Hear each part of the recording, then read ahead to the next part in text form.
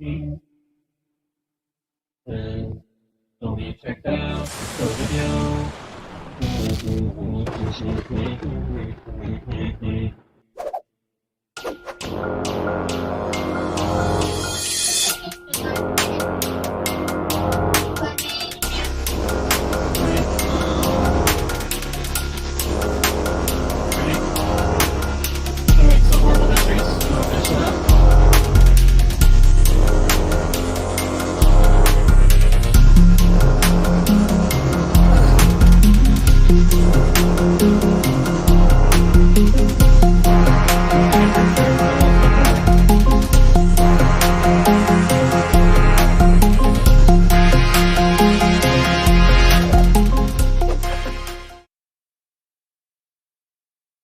Hello friends, we're actually going to start a game of Counter Crashes, but before we do, we are going to continue reading Horrible Histories USA, written by Terry Derry, illustrated by Martin Brown. We're going to see if we get the publisher. I think the publisher is Scholastic.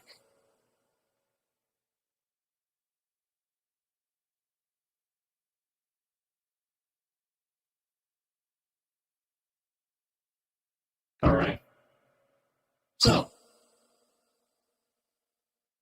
moving to Wichita, Wyatt became a policeman. Oh, we already read this. So this is about how actually Tombstone. We've been lied to about Tombstone, us who grew up in the United States and, love that movie. Pretty much, he was. Oh, wait, I think we gotta finish. Yeah, I guess it continues going on. So moving to Wichita, Wyatt became a policeman until he was dismissed for fighting. He later claimed to have cleaned up the town. Wyatt then moved to Dodge, where he later claimed he had moved in Marshall, bringing law and order. This is his life, bringing law and order to the town. Not true, he was a policeman for a few months, but only arrested a few drunks. What can you do something useful? Bring rum and soda. In 1877, Wyatt was in Fort Griffin, where he teamed up with gambler, part-time dentist John Dog Holiday and his partner Big Nose Kate Elder. Holiday was dying from tuberculosis and alcoholism, but was still feared. He had once cut a man's throat during a roll over a poker game. Big Nose, did you say Big Nose? They called me Big Nose, did they, Big Nose? By 1879, Wyatt with his brother and Holiday were in the tough town of Tombstone, were soon suspected of cattle stealing, wrestling, and stagecoach robbing, but cheating at cars. In their spare time, they acted as armed bouncers for saloons. In 1881, a bungled stagecoach robbery left 2 people dead. No one knows for sure whether the Earps or the Clayton gang had taken part, but it seems that the 2 families found out about it. This led to the gunfight at the OK Corral, a row between thieves over a robbery, not lawmen going after bad men. In October 1881, Ike Clayton and Tom McClary went into town for supplies. That night, Holiday dared Clinton to reach for his gun. Clinton wasn't carrying a gun, so he survived a little longer. The next day, witnesses saw Wyatt Earp hit McClary, even though he was unarmed, with his favorite long barrel revolver, the Buttline Special. This is what really happened next. On October 26, 1881, Frank and Tom McClary, Ike and Billy Clinton, plus Billy Claiborne were at the OK Corral preparing to leave town. Only Bill Clinton and Frank had revolvers. Then down the street came Wyatt, Virgil, and Morgan Earp, plus Doc Holliday, all with revolvers and shotguns. Claiborne quickly left the scene. Someone shouted, "Let them have it!" And Ike jumped into a photographer's shop just as Doc fired both shotgun barrels at him. Billy Clinton and both McClary put their hands up and were shot. Only the Earp gang fired any shots. The OK Corral incident was not a gunfight, it was mass murder, and the Earps got away with it. Later that year, Virgil was shot and crippled for life. He died in 1905. In 1882, Morgan was shot dead playing billiards. The Earps murdered the man who planned Morgan's killing. Warren was shot by a cowboy he had bullied. Wyatt Earp gave interviews that built up his legend as a fearless lawman. He died in 1929. 2 years later, Wyatt Earp, Frontier Marshal, untrue, was published. One newspaper called him the Tombstone Terror. True. So he was not a nice person. Alright. Billy the Kid, Tiny Terror. Ooh, I remember it. This tale. The tall tale. This is your life. Billy the Kid, real name William H. Bonnie killed your first when we were just 12 years old, to tell the truth, and went on to kill 21 before you're 21. Shucks, I love by everyone for your handsome young face. Actually, none of that's true. That's the truth. Sheriff Pat Garrett was an old drinking pal of Billy the Kid. He wanted to capture Billy, which he did. Garrett then decided to catch and on his famous action by writing the life story of Billy. With Ash Upson, he wrote the authentic life of Billy the Kid. But Billy's life was pretty boring, so he made up some of the facts, and then check others. People believe Garrett's stories, but the truth is... Yeah. Nope. We're finishing the chapter, the piece from yesterday. Billy's real name was not William H. Bonnie. That was the name Billy invented for himself when he was on the run from jail in New Mexico. He was known as Kid Antrim, but his real name was Henry McCarty.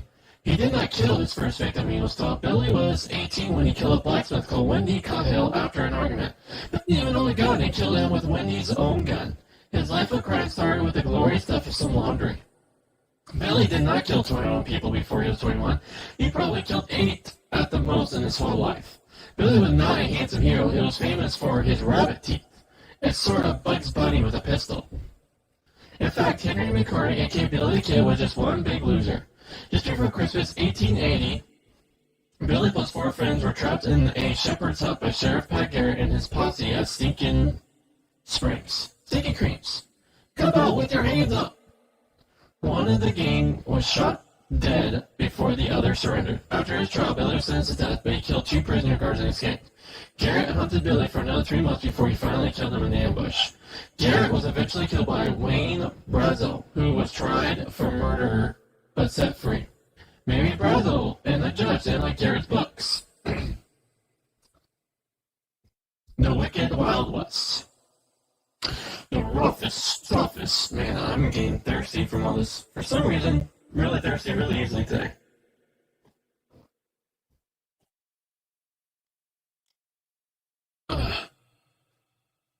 I just also ate a meal, and so it's not like it's a fact that when you eat, you get thirsty because it takes water from your body to break it down.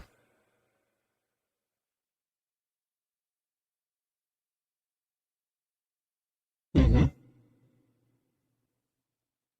The roughest and toughest Americans. Wait, I haven't even read one yet. The roughest and toughest Americans went out west, where there was still land to be grabbed and fortunately made. From the new towns of the Wild West, even the lawmen were lawless and gun-slinging outlaws got away with murder. Wild West, wild quiz. Could you be the fastest quiz shot in the West, or the East, South, or North? Here are 10 terrible hard questions for your brain. If you can't manage them, then ask a teacher to spare their brain cells if they have one. Answer true or false.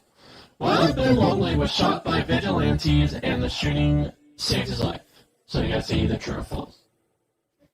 Okay, think one is true. Alright, let's actually put up a notepad. So just be like here, you say true. Yeah, we'll pick T for true. For you, we'll always go to you first. I'm gonna say false. So you're always the first one. Now read the second question. John Wesley Hardin killed 43 men and was a Sunday school teacher. Think true or false?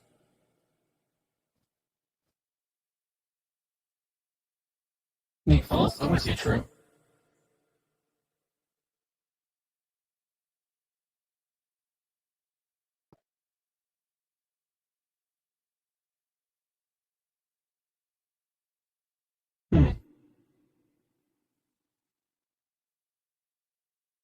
Mm-hmm. Oh, we just have two questions.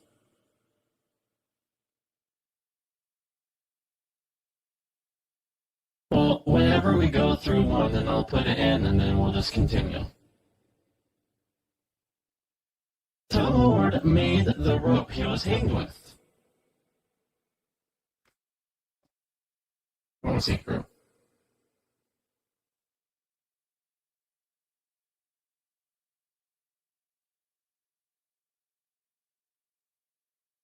And there's a little comment. Bang bang, let's go to this unlimited safer. Number 4. The Dalton gang didn't wear masks, they wore false beards when they robbed the bank. This is a stick up, don't move, ho ho ho. So, the Dalton gang didn't wear masks, but they wore false beards when they robbed the bank. True or false? I'll say false.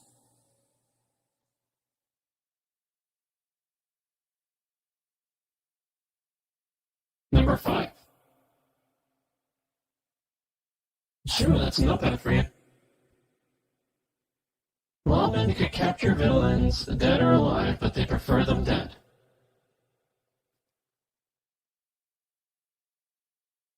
I wouldn't say true. Number 6. Cowboys hated sheep, but they will never harm them.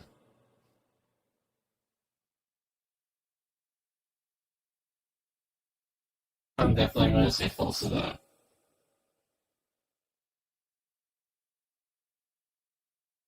If they didn't spare the buffalo, they definitely didn't spare the sheep. Wild West wild man Bill Rigney was lynched even though he was close to death at the time. That sounds about right. I'll join you on that one.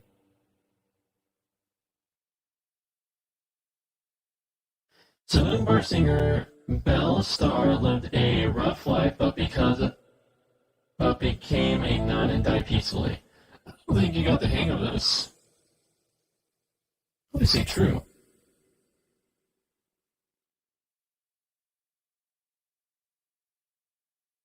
Alright, 10. Stagecoach robber Black Bart wore black. I would say false. Oh, it's the next one. I missed number 9.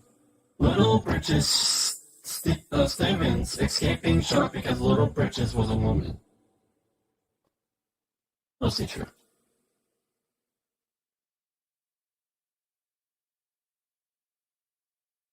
10 is...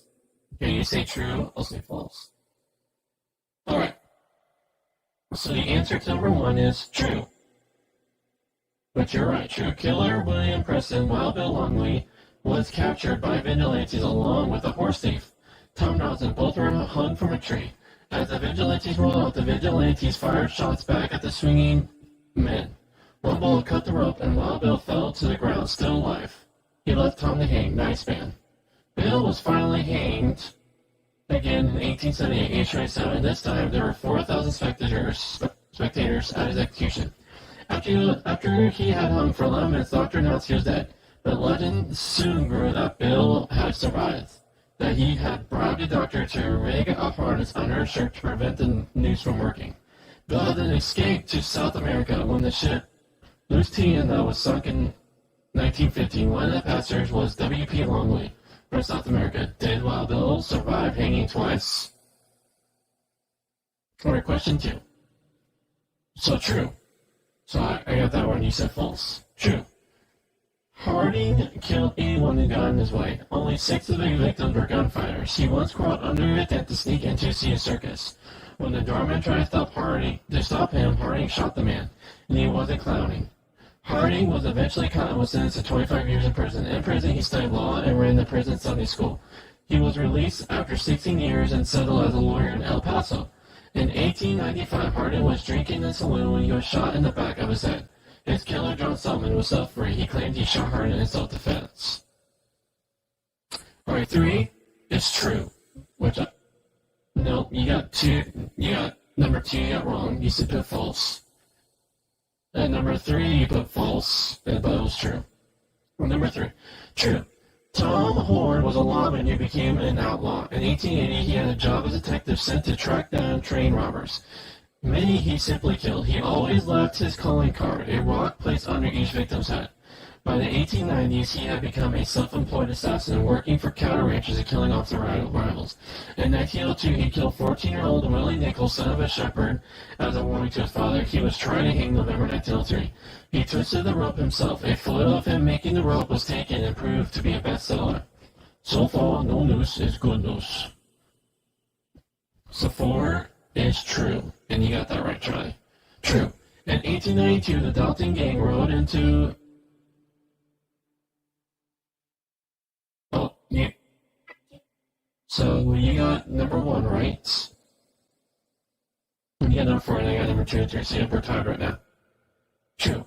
In 1892, the Dalton gang rode into the town of Coffeyville to rob its bank. As they were well known in town, they were wearing false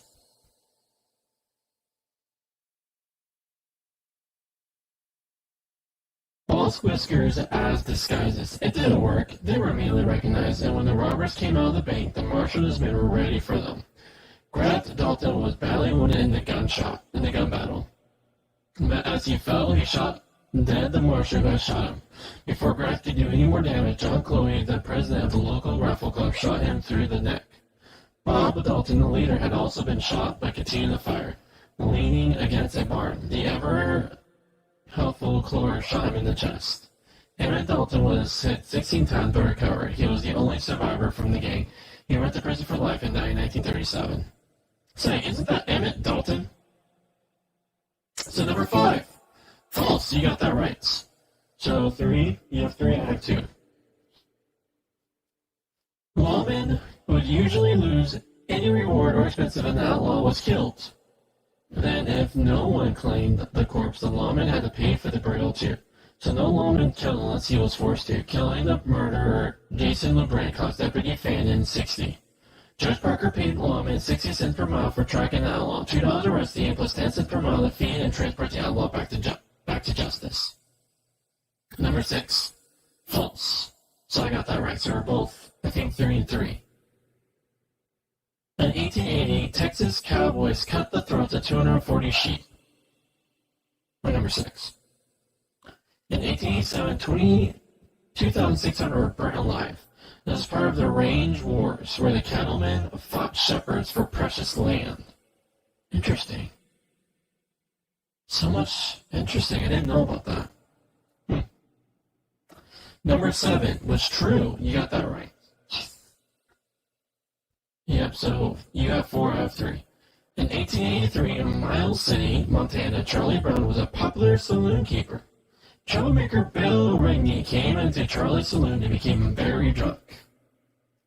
He began to insult the wife and daughter of a local man. Charlie cracked him over the head and Rigney fell to the floor dying. Charlie could hang for a murder, and the local people didn't want that, so they quickly formed a vigilante community and lynched the dying Rigney, so Charlie couldn't be blamed for killing him. Careful, on the dead. So number 8. False, which you got right again. So Charlie, you're at 5, I'm at 3. So only thing I can do is now tie. Right now you're in the win. False. Belle often dressed as a man to commit her crimes. One of the nastiest was when she helped raid an Indian's home and used torture to discover the hiding place of gold coins. At the age of 41, she got into an argument with men who then shot her in the back.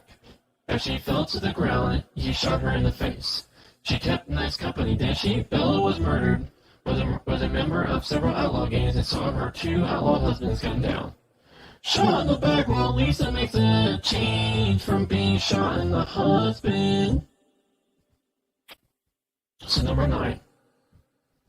It's true. I got that right. Jenny Steffens was aged... And then we're tied. Yeah. True.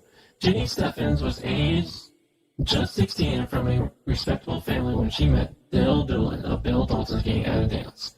She followed him back to the gang's hideout where she worked in the kitchen and on the farm, doing some wrestling from time to time. In 1894, when most of Dalton's gangs were killed or captured, Jenny was tracked down and trapped in the farmhouse. She jumped from a window and rolled to safety. She was...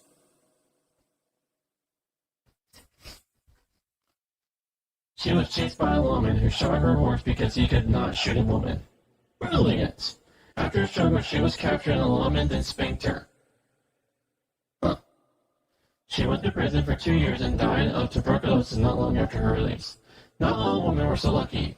Fat Ella Watson, alias Cattle Kate, bought and sold stolen cattle. She was hanged by vigilantes for cattle stealing in 1889. So 10, it's false, which I got right, so we tied. 5-5, so we gotta do, whenever we're going against another quiz, we gotta see what the tiebreaker is. False. In the 1870s, Black Bart was a well-dressed gentleman who dressed in a black bowler hat and black suit. But when he robbed stages, he wore a long white coat and a white flour sack over his head with eye holes cut in it.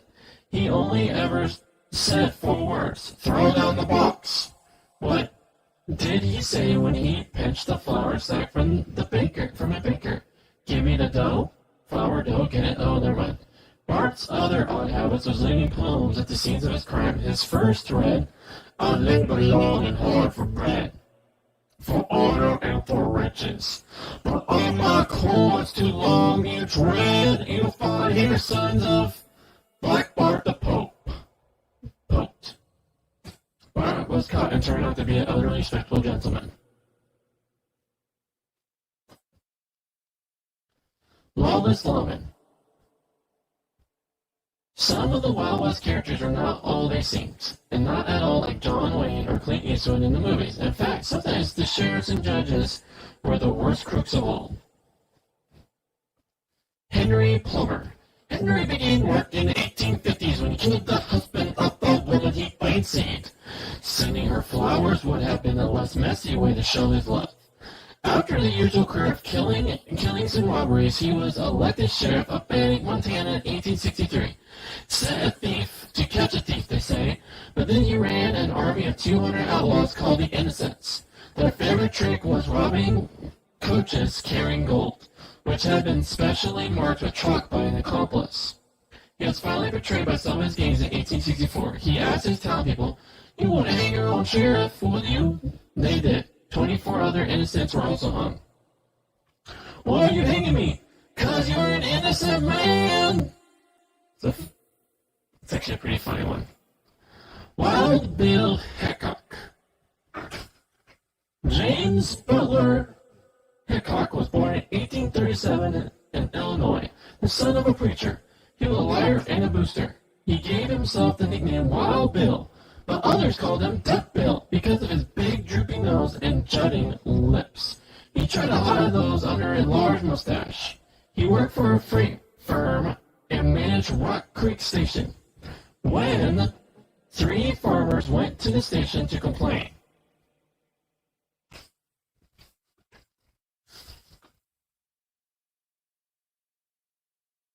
about not being paid for the land they had sold, Hickok shot them. They were all unarmed. Hickok later claimed that he had been attacked by 90 gunmen. He was tried and acquitted of murder. During the Civil War, Hickok served as a Northern spy. In 1865, he had become a professional gambler in Missouri. By 1869, he was sheriff of Fort Hays. He enforced a local law about carrying weapons by patrolling the streets armed with a sawed-off shotgun, 2 revolvers, a deringer, and a Bowie knife. He now dressed in a fancy buckskins or velvet with a red sash and a huge sombrero. The legend was being made. Quack, quack, who said that? In 1870, he killed 4 soldiers in a saloon ball and fled the town. When he next appeared, it was as Marshal of Abilene. He killed 2 men on his first day. He later shot his own deputy by mistake. After a year, he was forced to leave town. After spells in Wild West shows in 1876, he was sitting, playing poker in Deadwood. Not as he usually did with his back to a solid wall, but with his back to the door. Jack McCall walked into the saloon and shot Hickok in the back of the head. Hickok now became the stuff of legends, held up as one of the greatest, USA's greatest lawmen. Interesting. Nice! Dance! In 1903, the famous Judge Ward Bean died. A newspaper report of his death might have looked like this. Judge, the Western Tribune, 16, March 16, 1903. A bear was stopped yesterday when Judge Robin bit the dust. He was born in Kentucky and left for New Orleans with slave traders aged 16. He opened a bar but soon had to flee when he shot dead a drunken Mexican. Young Floyd joined the California Gold Rush and worked for another brother as a barman, so he was jailed for shooting a man and his horse during a drunken horseback duel. He escaped from jail and went back to bar work until 1858 when he had to flee for his life again and only narrowly escaped being lynched. He was a problem with the local lady. During the Civil War, Bean led a small band of rebel guerrillas who called themselves the Free Rovers, but were labeled the 40 Thieves. After the war, Ben worked at a variety of jobs: cotton smuggler, Indian fighter, butcher, and petty swindler. In 1882, he began setting up traveling tent saloons for crews laying rail tracks.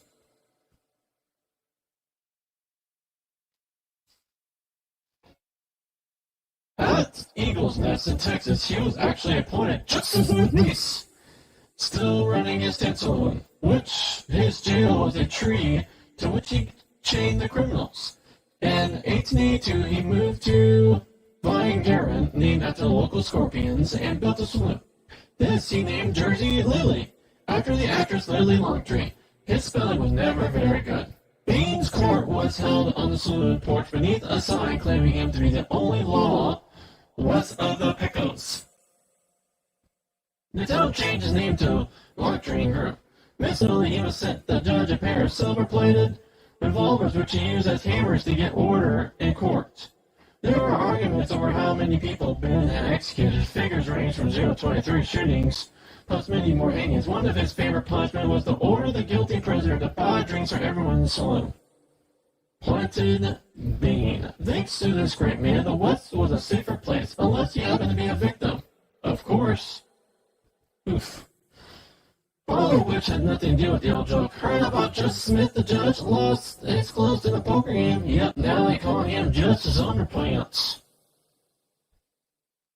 Justice Underpants. Vicious vigilantes. If you're not happy with the local lawman, then why not take the law into your own hands? Form a sort of no-nonsense neighborhood watch, arm yourself with guns and ropes for hanging suspects and call yourself vigilantes. That's what a lot of Americans did in the 1800s. Vigilantes and wanted to hang 30 men and terrorize many more. They would wear masks and call unsuspecting criminals in the middle of the night. In 1851, San Francisco citizens set up their own committee of vigilantes. Give support the whole trial and execute. The first victim was John Jenkins, who was caught carrying a small safe, not his own. Jenkins! After a quick trial, he was hanged in the streets, and a huge crowd gathered to cheer. But it was only a small safe. Don't worry, we're only using a small rope. Soon, the community had tried 89 suspects, hanged 4, publicly with 11, deported 28, and released 41 before they declared San Francisco safe. The Mad Bad Benders. One of the most terrible tales of the Wild West was that of the wicked Bender family. They disappeared after their hideous habits were discovered. No one knows what happened to them after they were chased by a posse. If one of the posse ever wrote a report on the incident, it may have looked like this.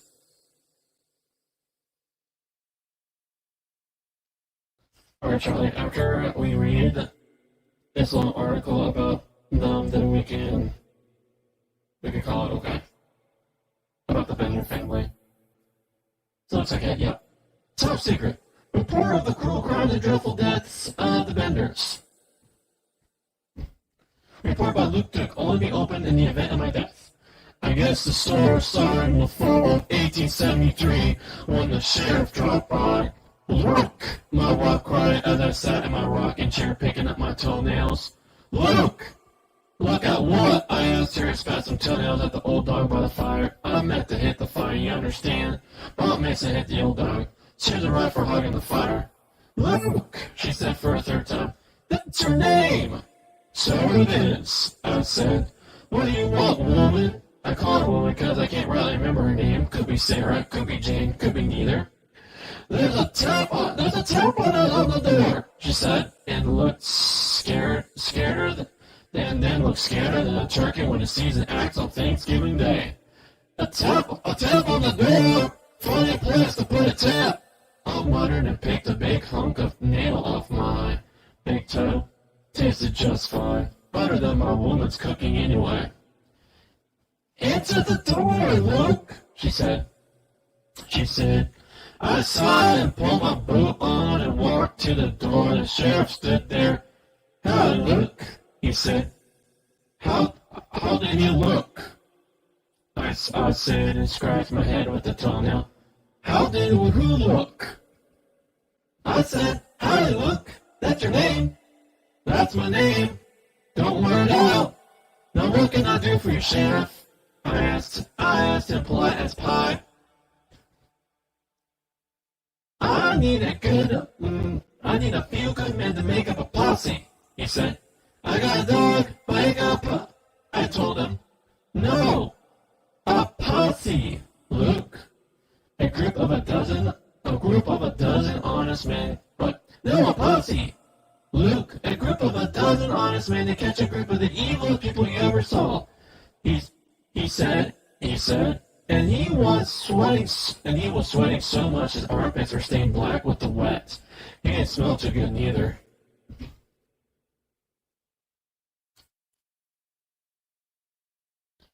Oh, a posse. I laughed. Where are you gonna find a dozen honest men in Cactus Rock? I thought you might like the Joel, Luke. He grinned. You're honest, aren't you? I was just going to tell him about the time I stole a bowl of the blonde beggar on Main Street when my woman called, bring him in, Luke. So I invited the sheriff in. We sat at the kitchen table and he told a terrible tale. We're after the Bender family, he said. That nice family that brought the shop and saloon on Liberty Street? I laughed when I thought of their lovely daughter, Kate. Why, that pretty girl Kate came here to tell our fortunes using tarot cards. Tarot cards, my woman said.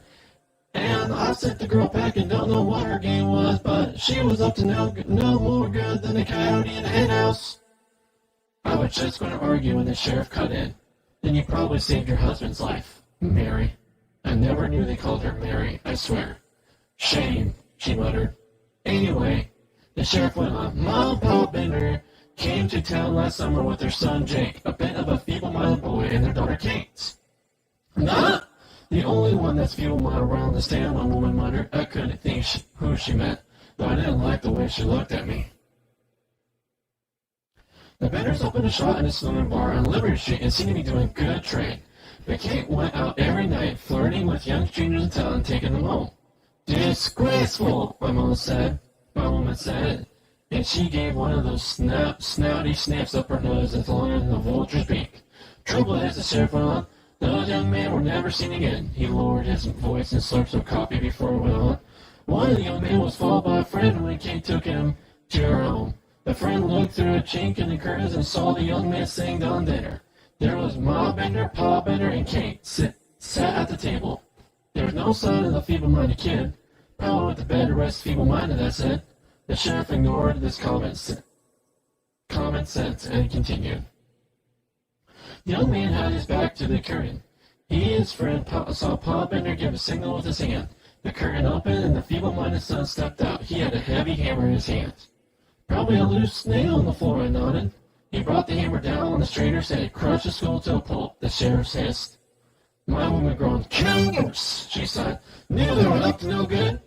And robbers, the sheriff added.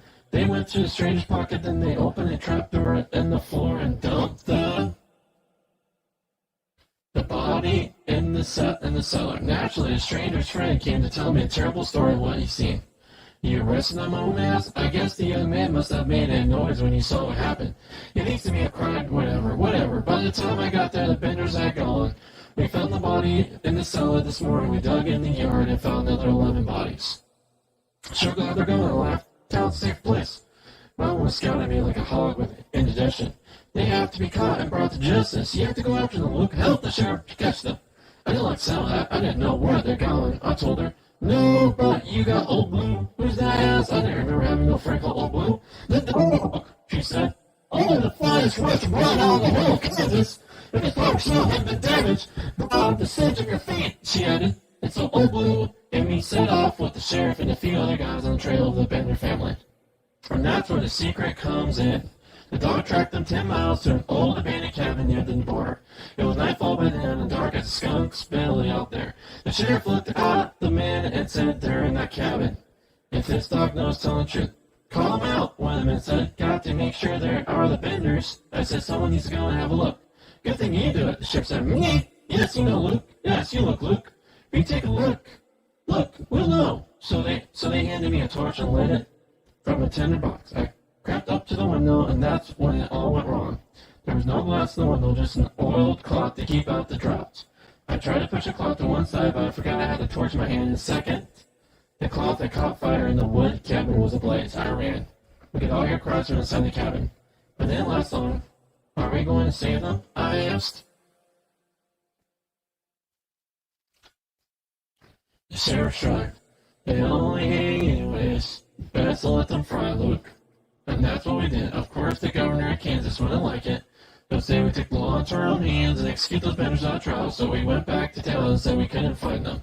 We swore an oath to keep it all secret, but I told my woman what's her name, and she wrote it all down here for me. I told her that the truth about the end of the Benders, brought to book and cooked by Luke Duke, son of his mock.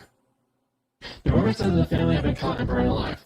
All members of the policy had been taken to vow of secrecy. Anything was possible in the wicked Wild West. Alright, my friend. I'm going to start with some Castle Crasher.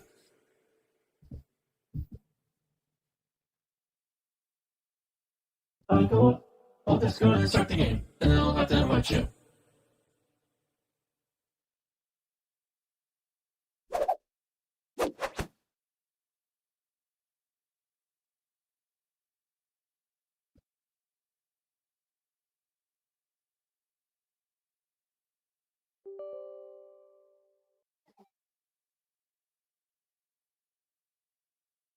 No, wait, 1 second, I'll invite you to a game, okay?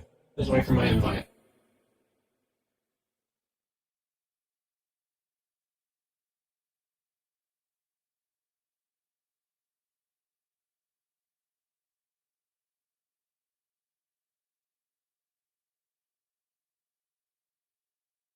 Huh? It's all ship path.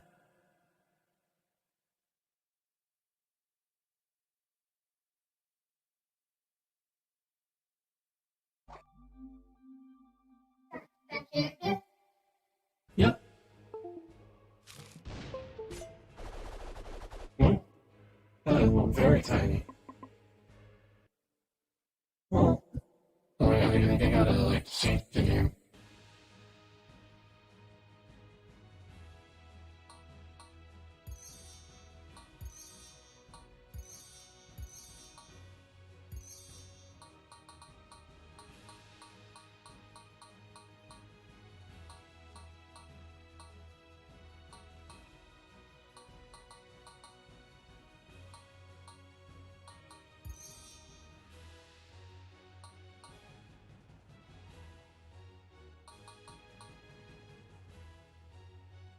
What is that? Just her.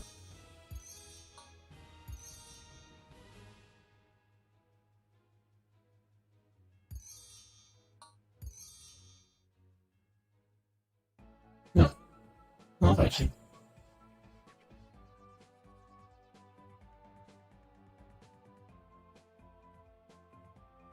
Alright, and then hold shift plus tab. And hit play game. And hold shift plus tab again. Alright. Back to Justin.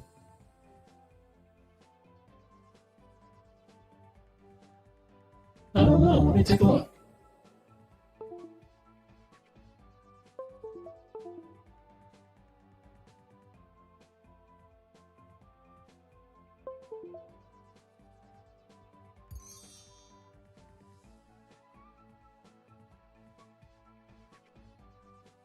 Well, you should be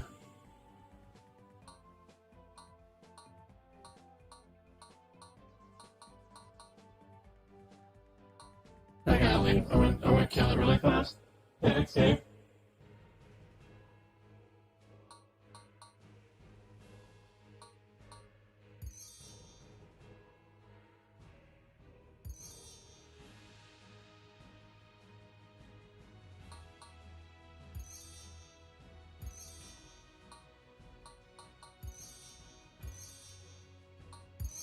There we go. Or Johnny, you gotta do everything with control. I say hit B to leave. Okay, so do everything with control, otherwise it's going to otherwise it's going to think that you're using computer, and so it's going to do 2 extra people. Okay. Hold shift plus tab. Okay, play game. Hold shift plus tab. Don't press anything on the keyboard after that.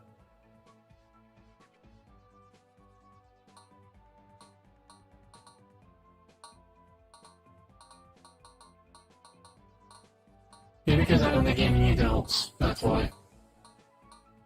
But you got a lot more characters as you play. Fire. Ice. Lightning.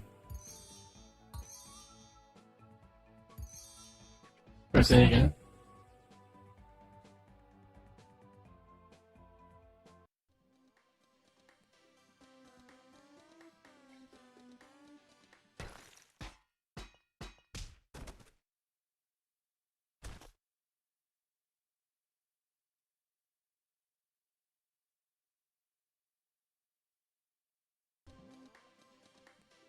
One second, let me open up Discord.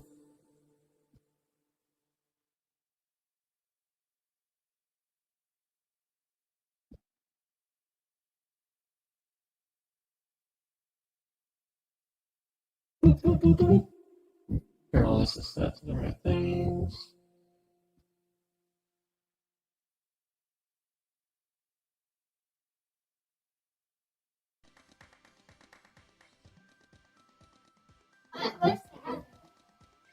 That's how you do spells. So you hold the right trigger and then you hold Y. So hold the right trigger and press Y.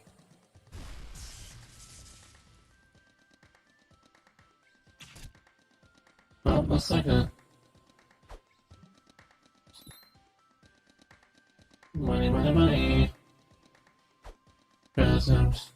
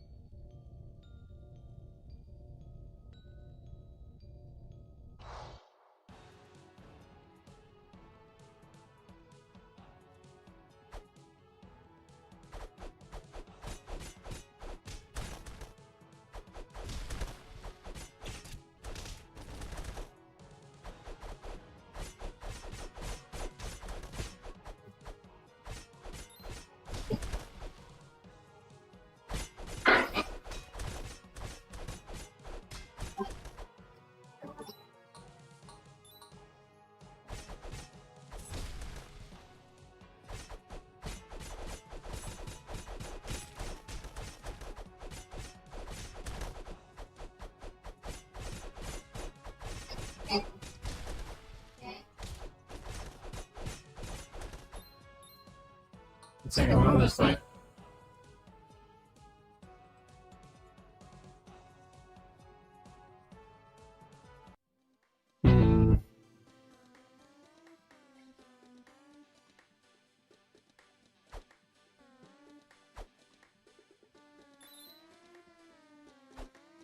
One second, I'll try to see if there's anything to take.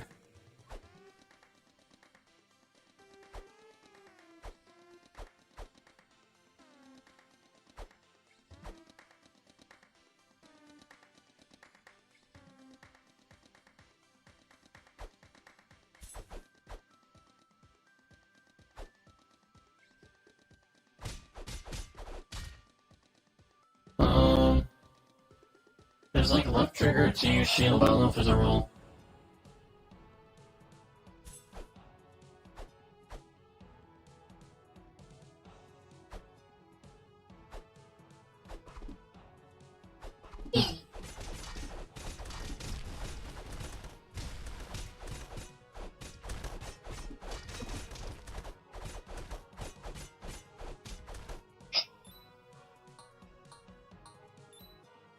Second try.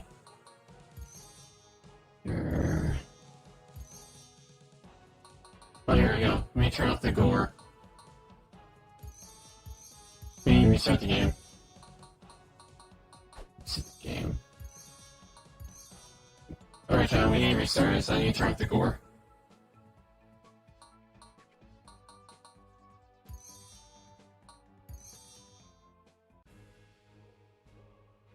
Hold right trigger and you press Y. And your super attack. Alright, settings. With the right trigger, press Y. Yeah, hold it and press Y. Alright, I'm gonna turn off first, go. Without that. Open. Okay. Go settings. Game settings. And then they go on turn off.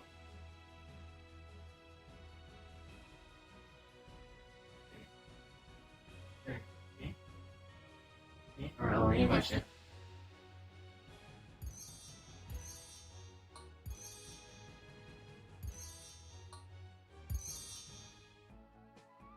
We literally just started to. So I'm inviting you.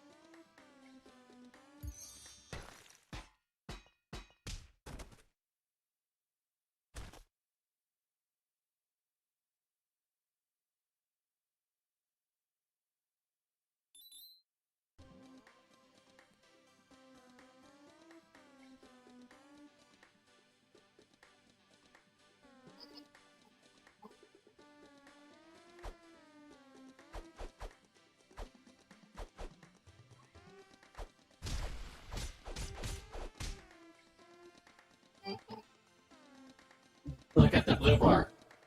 That's your magic bar. That's your magic. It will recharge.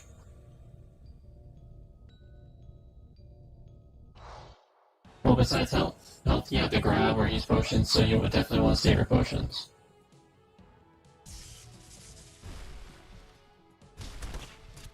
What's your magic?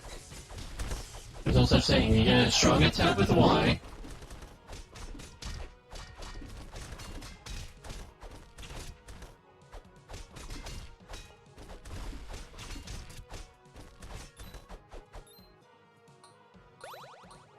Oh.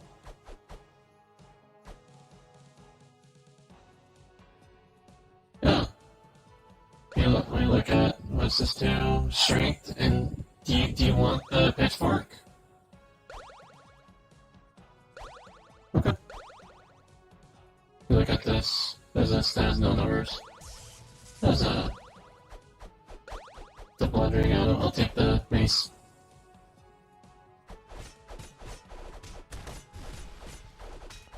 Oh, that also has chances of critting.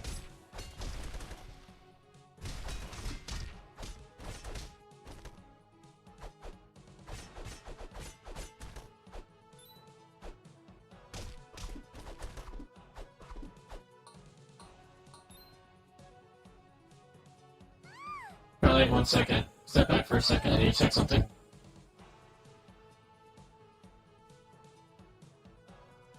I think there might be. No, I thought there might be a secret here. Alright, let's go.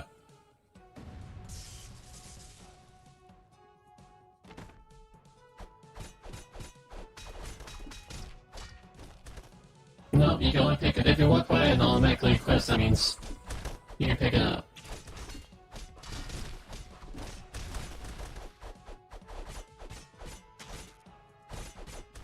Yeah, I do poison damage.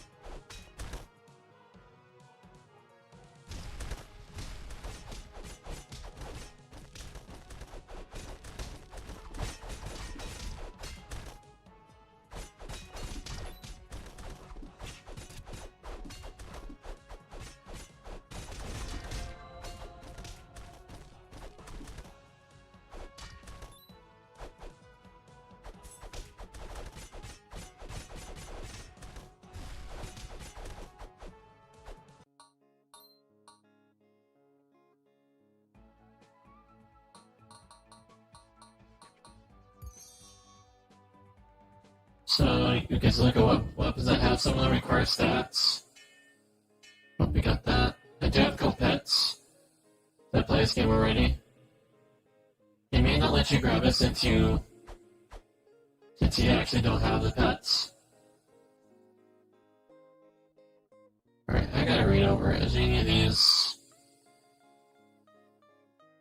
No, you actually have to get the pets. You can try running over them, see if...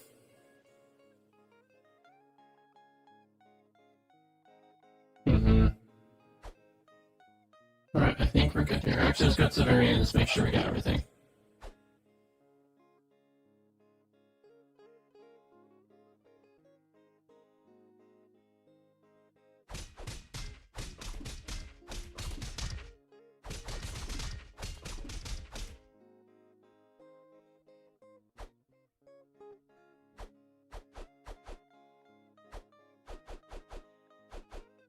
Oops.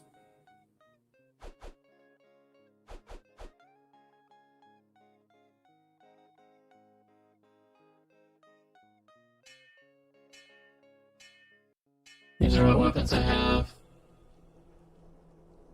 You may not be able to get them since you don't. I can use some of them, nice.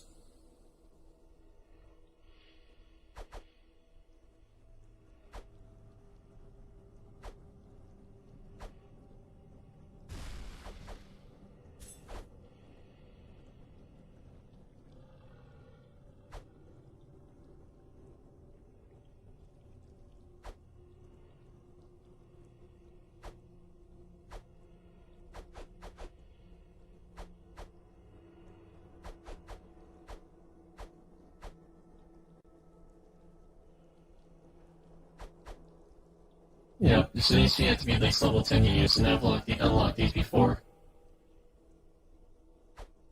Give me a level 15. That's level 20.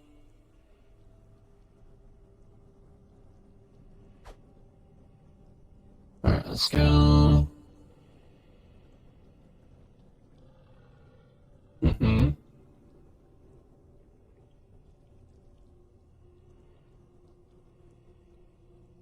Yeah, so.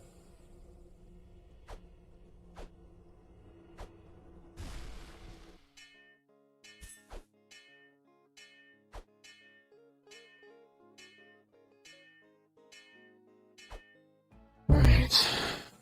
So, castle keep. Trying to think. Where did this? Oh, we could exit to map. See, already done all this, unless you want to do this again.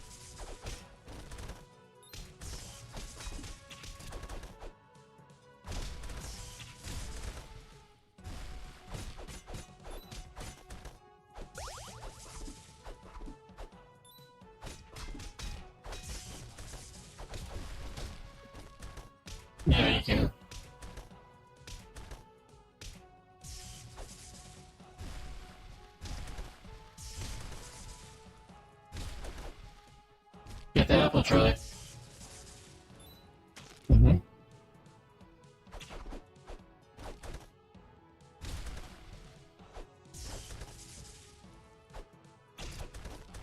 Oh.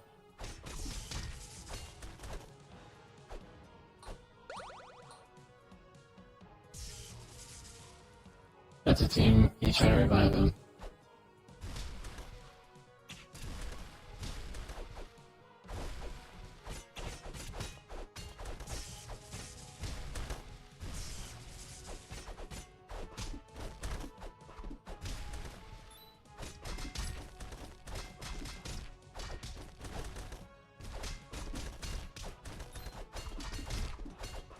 But it's random what they drop.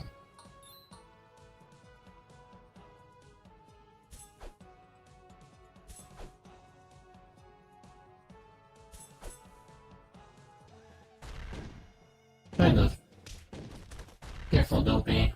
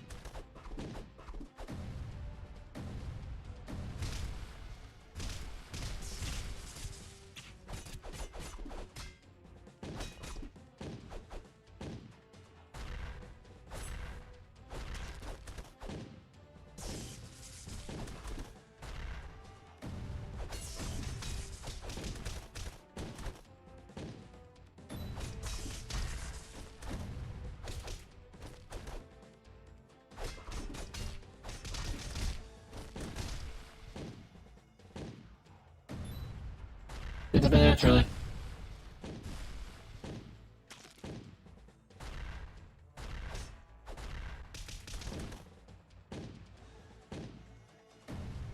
Oh, come on. Stop here. Oh, ow.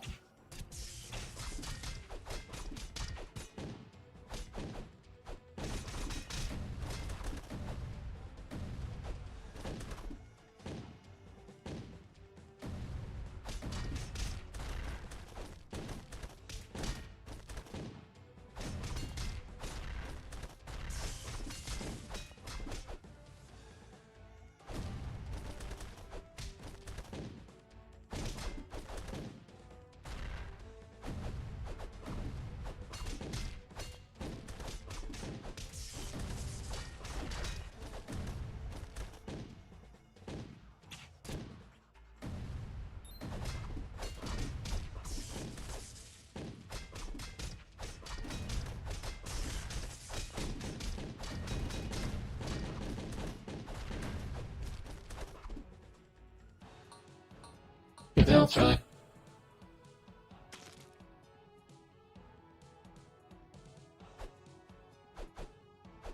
You serious, game? Thank you for that.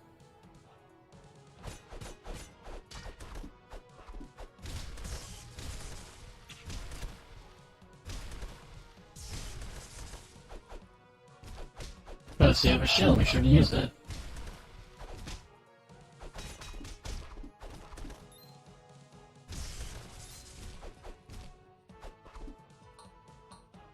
One second. Oh, yeah, but...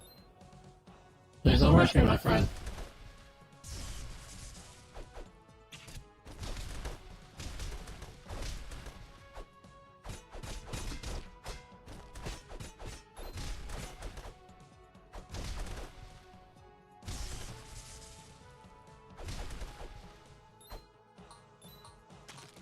Oh, I didn't mean to get that. Second.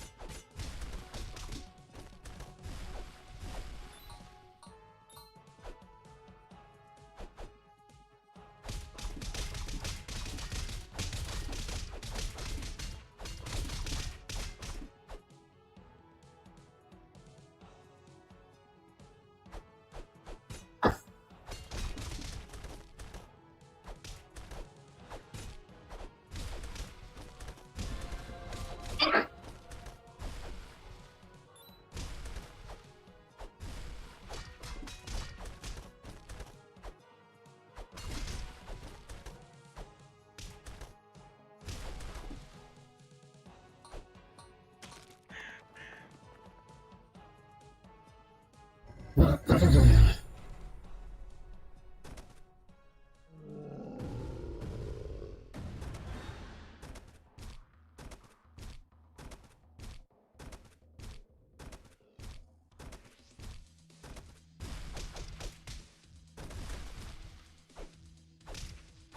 nah, I can't block.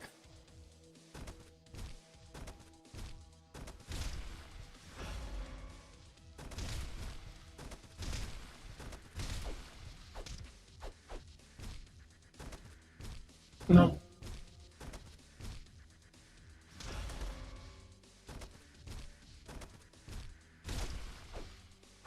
Move out of the way. You gotta make sure you run up.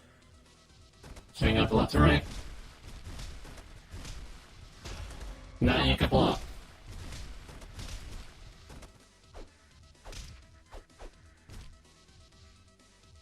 No, you can't block when he does a smash. So when you see him play out like that, you can block.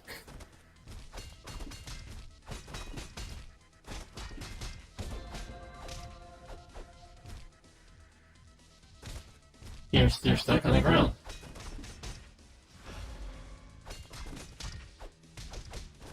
Ow. Oh gosh. Charlie, don't focus.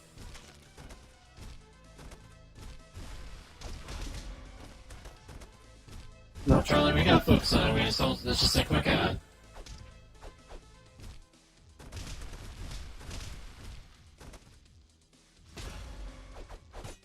Good job. Good at mechanics.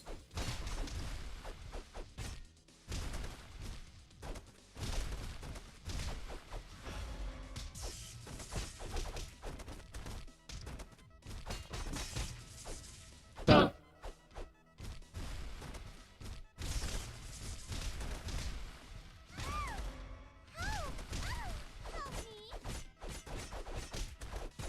Move up.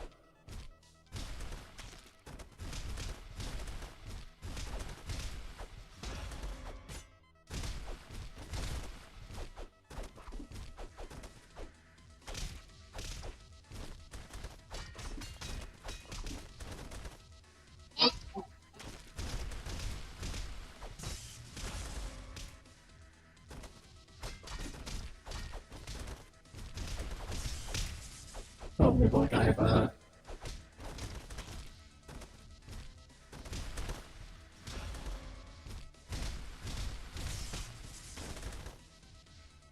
Pick it up, Charlie. Oh, watch it.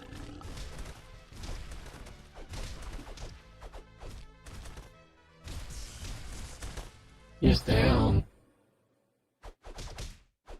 Treasure!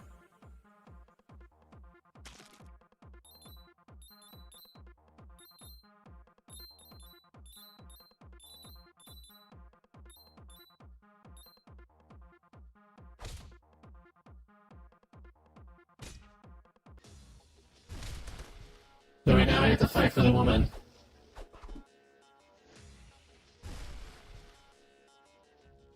Nope, we're just fighting who gets to, who's the most victorious of the day.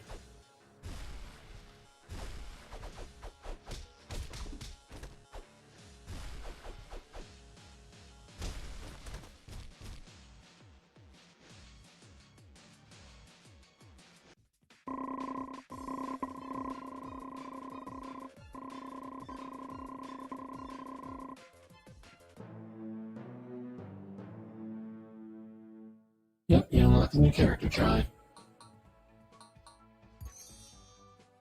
So, new combo. Alright, I gotta go to the user restroom, be right back.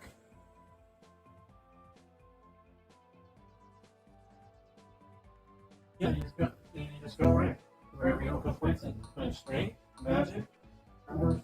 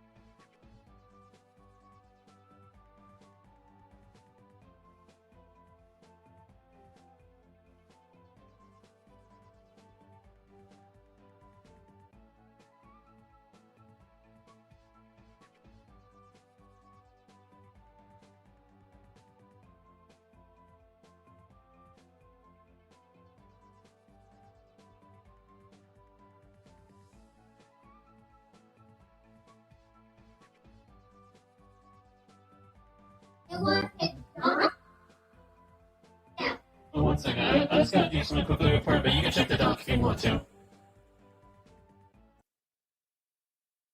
Alright, friends, I'm still here. I just need to quickly do something. Do something important. I can't share my screen for.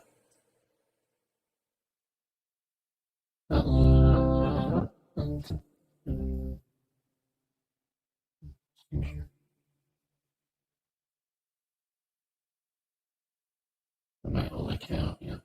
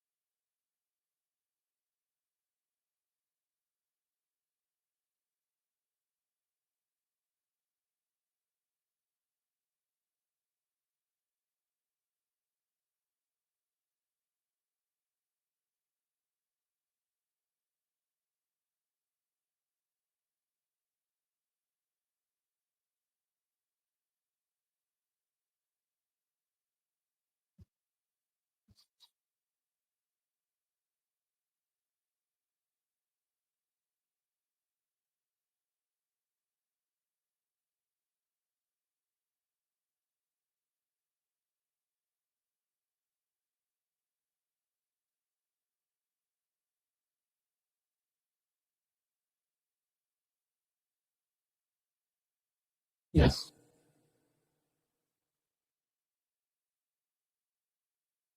So that's for your spells.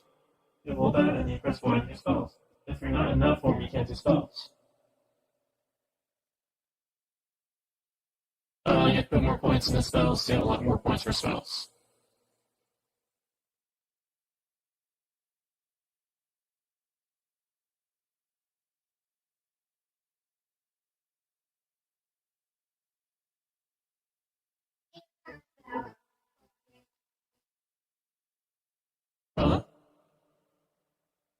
Yeah. That's why I said you could go there. Because when you need a Steve.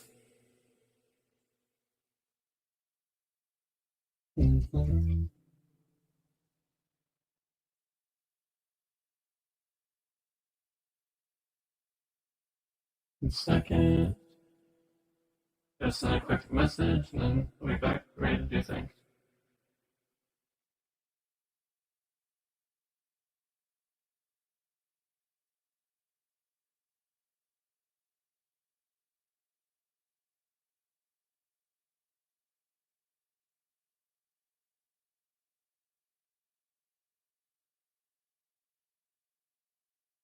Alright, my friends.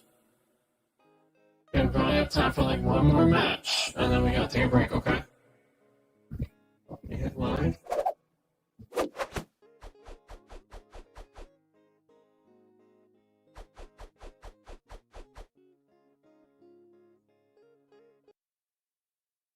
Okay.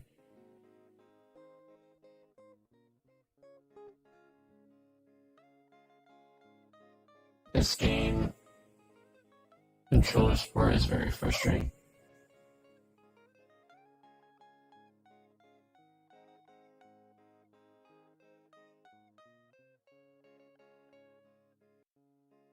No, it's like not even that's working right now.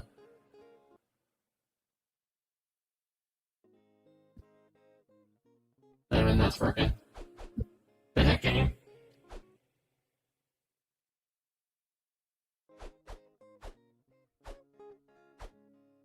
We're trying. There we go. Alright, let's go.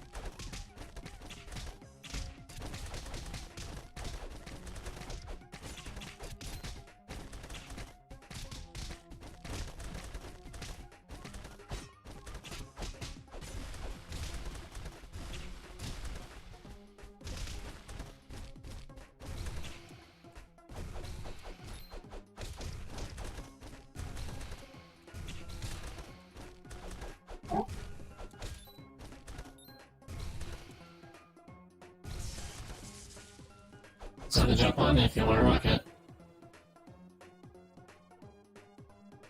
You don't want to rock that? Alright. Hello? 1 second, I'm trying to see if I can see any place. If you see the X on the ground, then I can dig there. Or if I can dig here. Nope, I can't dig there.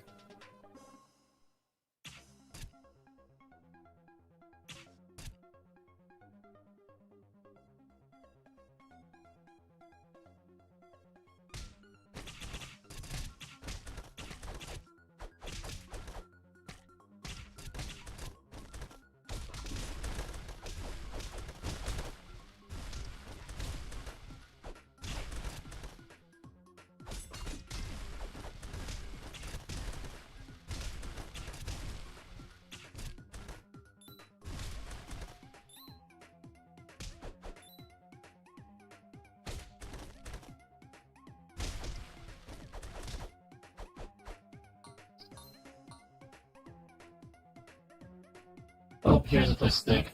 Digging.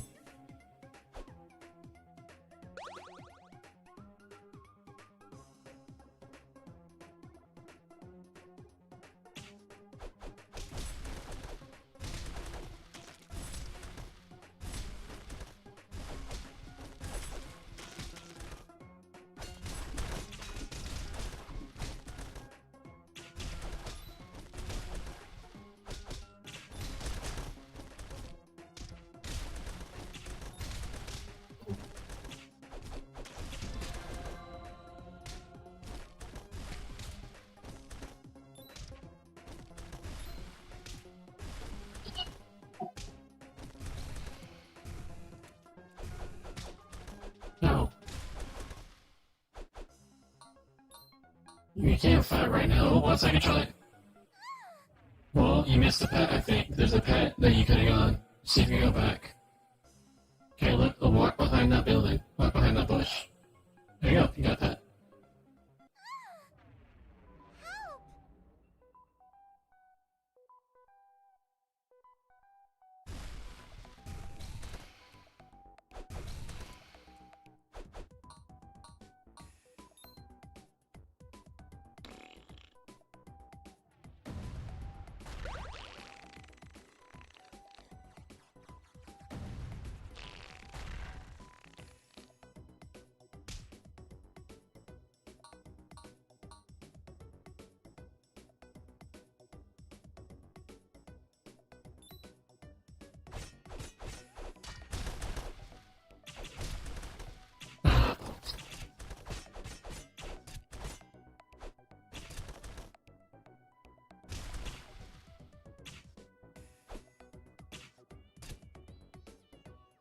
Well,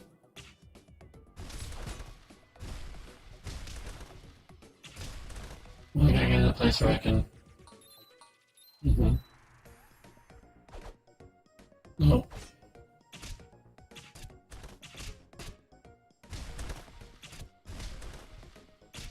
Then we lose the red to reset the round.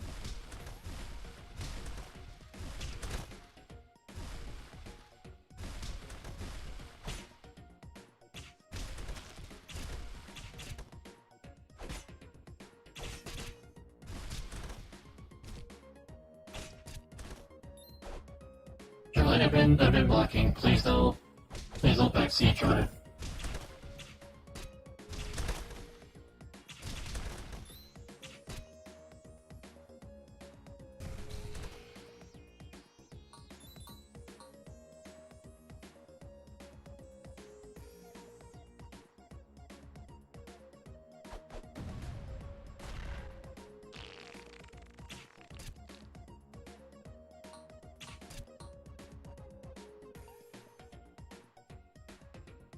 With another pet if you want it.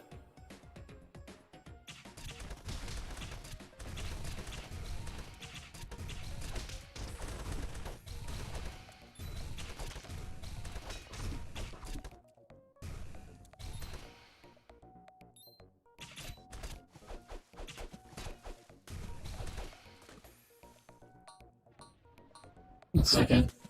You can pick one.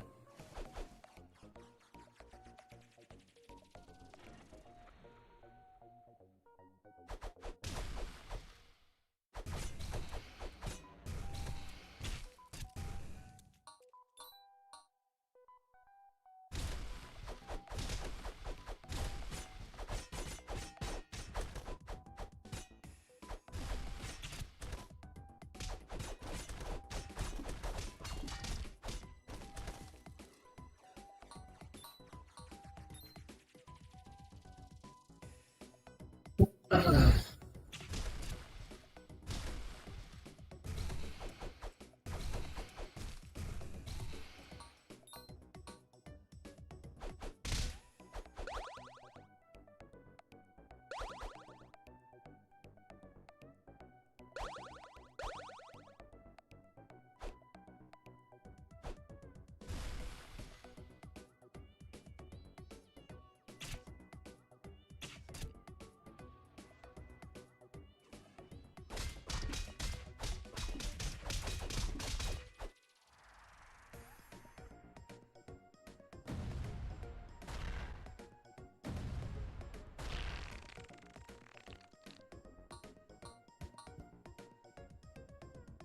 know, all the animals in this forest have something wrong with their mouths.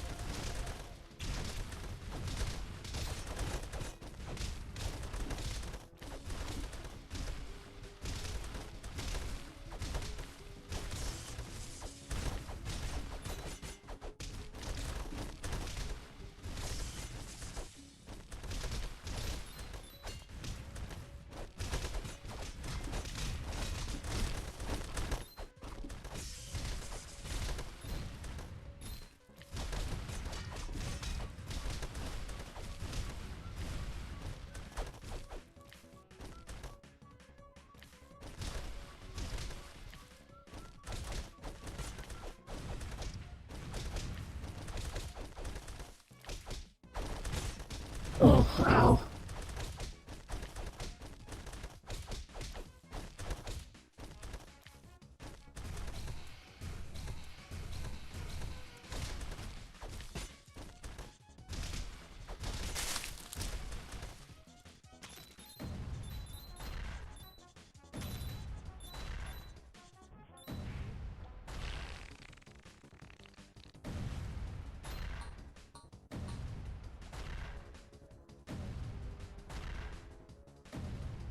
Alright, Charlie, you might lose this, but you gotta zigzag and jump and dodge things.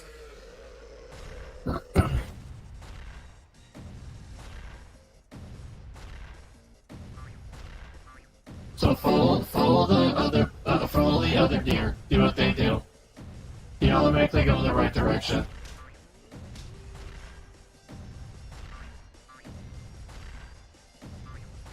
Follow the deer right here.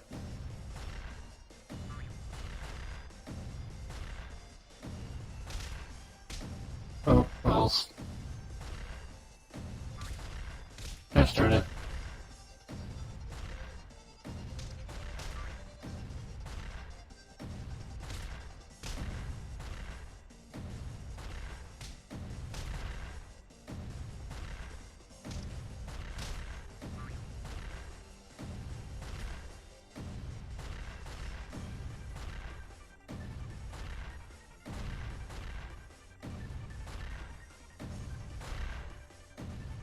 You'll have to see. This is just the next part.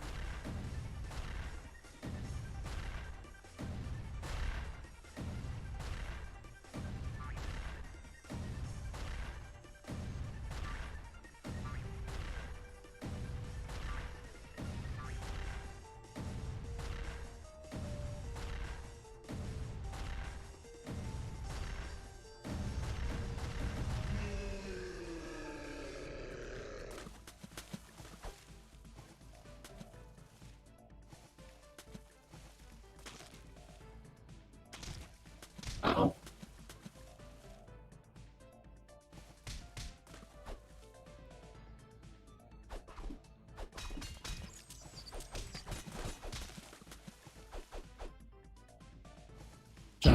Sharks.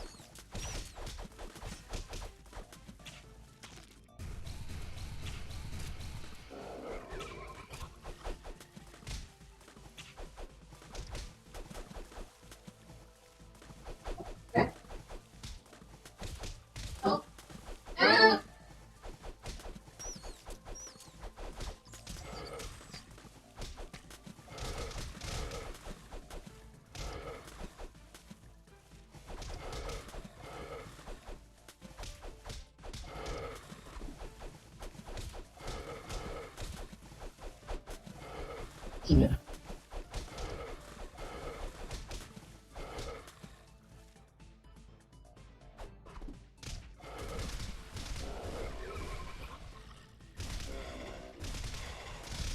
Wow.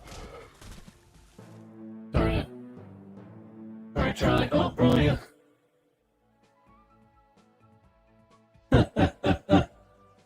Thanks for the, this is how I always look. How do you know? How you doing, Portia? Alright, so, we're going to be taking a quick reading break. What you guys are more than welcome to unplug, and replug your controller. That helps me.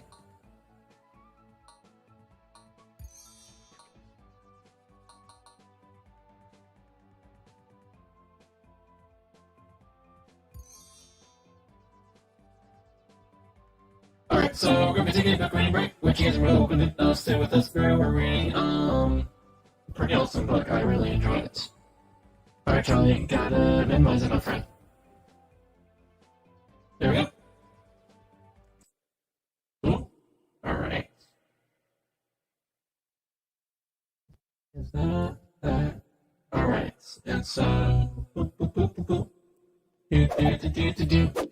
Alright, so we are going through Horrible Histories USA, written by Tara Daly, illustrated by Martin Brown, as published by Scholastic. So, little heads up if it's the first time here. Well, I work with protected groups, and so it's to really protect their identity. This is the only time I do it is when someone's identity is protecting. But yet, we still want to play games and we still want to engage with the world. So that is why, my friends. So yeah, so right now we're going through world history, so this little heads up, this is from a British perspective. You grew up in the United States. You're going to come across a lot of history that we're pretty much have never been told, because that's just how it is. It's very easy to whitewash history that makes it look bad. So I grew up in the United States, and this has been a good, eye-opening, very cringy, makes you cringe experience.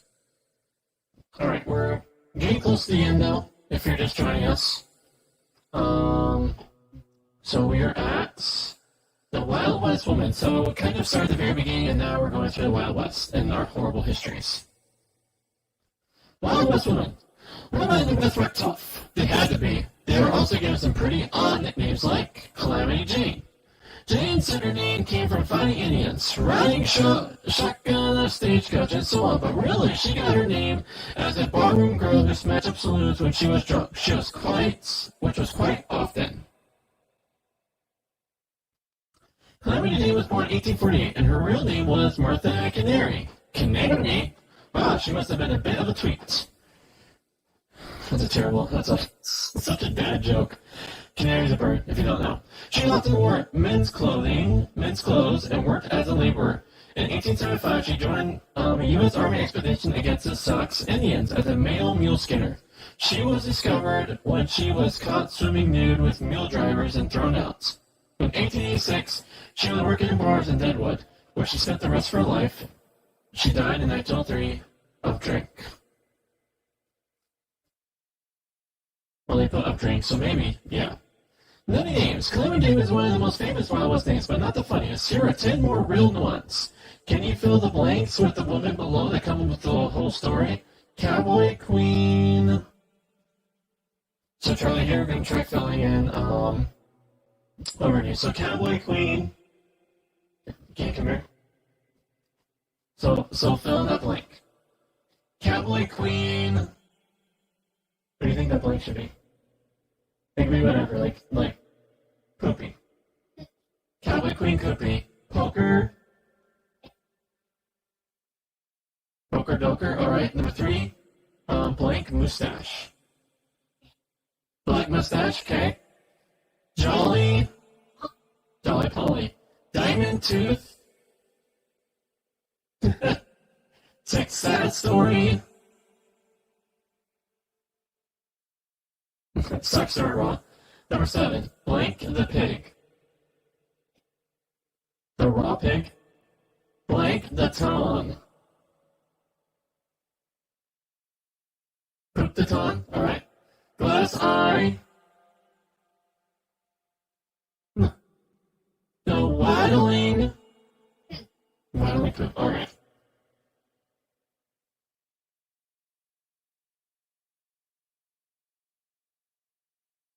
Alright, so the answer was... oh, I see. So Charlie, you to see these, yeah, I don't feel like doing that. The last of the outlaw gangs. Butch Cassidy, real name George Leroy Parker, was born in Utah in 1866 and was robbing trains before he was 20. In 1889, Cassidy joined Tom McCartney to rob a bank in Denver. Peppers? Yeah, do it. I put them somewhere open. I put them in the box in the bathroom. Inside the bank, McCartney held up a small bottle which he said contained high explosive. If I drop this, we'll all be blown into the next state. Nitroglycerin. The bank gave him $21,000 to go away. As he left the bank with the cash, he threw the bottle into a wastepaper basket. It was full of water. Ho ho! Butch led the hole in the wall gang, which later became the Wild Bunch. A young cowboy joined who had already served a term in jail in Sundance, so he got the name Sundance Kid. But the gang wasn't as cheerful and harmless as they appear in the famous film about them. These rustlers and robbers built cabins and corrals at the end of a desolate valley called Hole in the Wall, near Cayce, Wyoming, which was a natural fortress of caves and a narrow entrance that was always guarded. The gang weren't that bright. No one in the gang knew they had a private detective agent in their midst, Charles Siringo. He had joined the gang as an old grizzled outlaw on the run from murder, and he had been accepted without suspension. He gathered enough information to spoil several planned robberies. I'm just up and down to the post box. In 1898, posses were formed, and the $1,000 reward was offered for every Wild Bunch outlaw dead or alive. In range, coalitionist chums went on the offensive, killing and burning farms. Then the USA declared war on Spain and attacked Spanish colonies. Butch offered the U.S. government his gang a suggestion named the Wild Butch Riders, which the offer was rejected. Butch began robbing and killing it. After one robbery, Butch and four chums bought city slicker clothes and posed for a photo at Fort Worth. This photo was later used to identify gang members, but the gang wild days were nearing an end. Gradually, gang members were caught in a prison or killed or just ran away. Butch went by train and boat to South America, where Sundance and his girlfriend were afoot. In South America, they soon returned to robbing banks. Finally, they were trapped by Bolivian soldiers. After a gunfight, both Butch and Sundance were found dead. Had they been shot by the soldier? Had they been shot by the soldier? Had they killed themselves? Or maybe they had an argument, something like... Let's take it falling off. Alright, nothing of importance. Tell you what, Sundance, you shoot me and I'll shoot you. Oh, that's stupid. Nobody called me stupid. Bang! Now you shot her. That was stupid. Whatever happened, they were pretty much the last of the outlaw gangs. The terrible 20th century.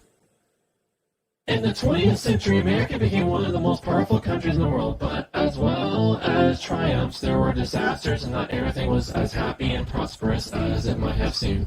Terrible 20th century timeline. 1903, Orville and Wilbur Wright fly the first aeroplane.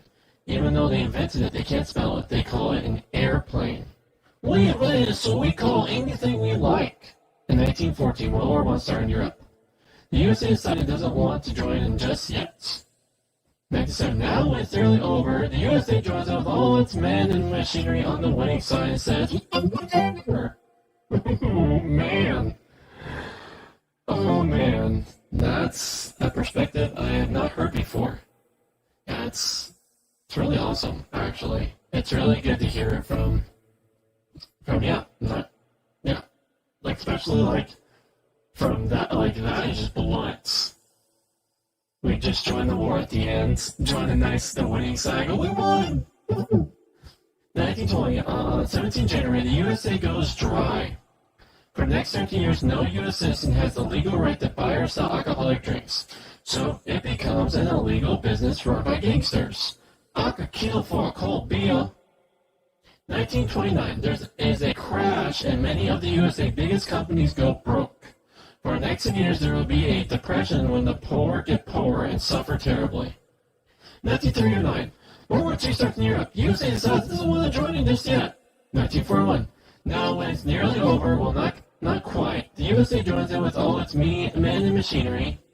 We're having another war. Would you like to come? No, thanks. That's fine. Okay, well, you can play that with my friend if you want to. Okay. Alright, but first we we're gonna finish this book. So the USA joins in with... Nope, we're gonna finish it. We're not too many pages left from being done. The USA joins. That is... so 163 to 180... From 192, so 163 to 192, so that's 29 pages. Now it's nearly over, well, not quite yet. The USA joins in with all its men and machinery on the winning... I don't know. I don't know what I'm going to do. Let me finish this book and I'll think about it. On the USA says, we won the war. Sounds familiar? In 1945, USA invents the atomic bomb that could kill hundreds of thousands at a time. It dropped on 2 Japanese cities and ends World War II. It's the war. It's the end of the world. 1950s, Russia and America fought together in World War II. Now, they distrust and dislike one another. They have a Cold War. Lots of spying and threatening, but no fighting. They also have a hot war where the USA tries to defend South Korea and smash the people of Little North Korea. 1960s. Now Russia and America have a race to put a man on the moon. The USA wins when Neil Armstrong jumps down on 20th July 1969. Meanwhile, back on Earth, the USA is trying to defend the South Vietnamese government, but is failing to smash the people of Little North Vietnam. Can you see Vietnam? It's that burnt bit. The Booze Busters. In 1920, booze is banned in the USA, known as Prohibition. But it wasn't a sudden thing. Alcohol had been the most serious problem for the American people since slavery had been sorted with the Civil War. Now the battle against booze started another sort of war. But he didn't know intoxication of information. Number one, in the 1700s and 1800s, the USA, liquor was seen as God's gift to mankind. Rum was put into milk to send newborn babies to sleep. By the time most Americans were adults, they drank liquor every few hours. Number two, the Old American Encyclopedia of 1830 said, in the southern states, it is the fashion to take a glass of whiskey flavored with mint soon after waking. This is followed by more liquor at 11 o'clock, at lunch, whiskey or brandy at 4 o'clock, and throughout the evening. Wow, wonder what they did in their spare time. Some of the worst drinkers were priests. They were given drink at every hour at every house they visited. Some clergy visited 20 houses each day. It was claimed in 1857 that half of all the priests died drunkards. Number four, in the countryside, drink was used as money. Prices in shops were shown in pints of gallons of whiskey, and many shops gave favorite customers free drinks. Number five, George Washington was famous for his drinking. As president, he spent a quarter of his household expenses on booze. And so, my fellow Americans, I say to you, the room is spinning. Oh, thank you, my friends. Yeah, as you can see, we're going 1,000 followers to a charity stream, so that's really kind of you. Thank you. Yes, John?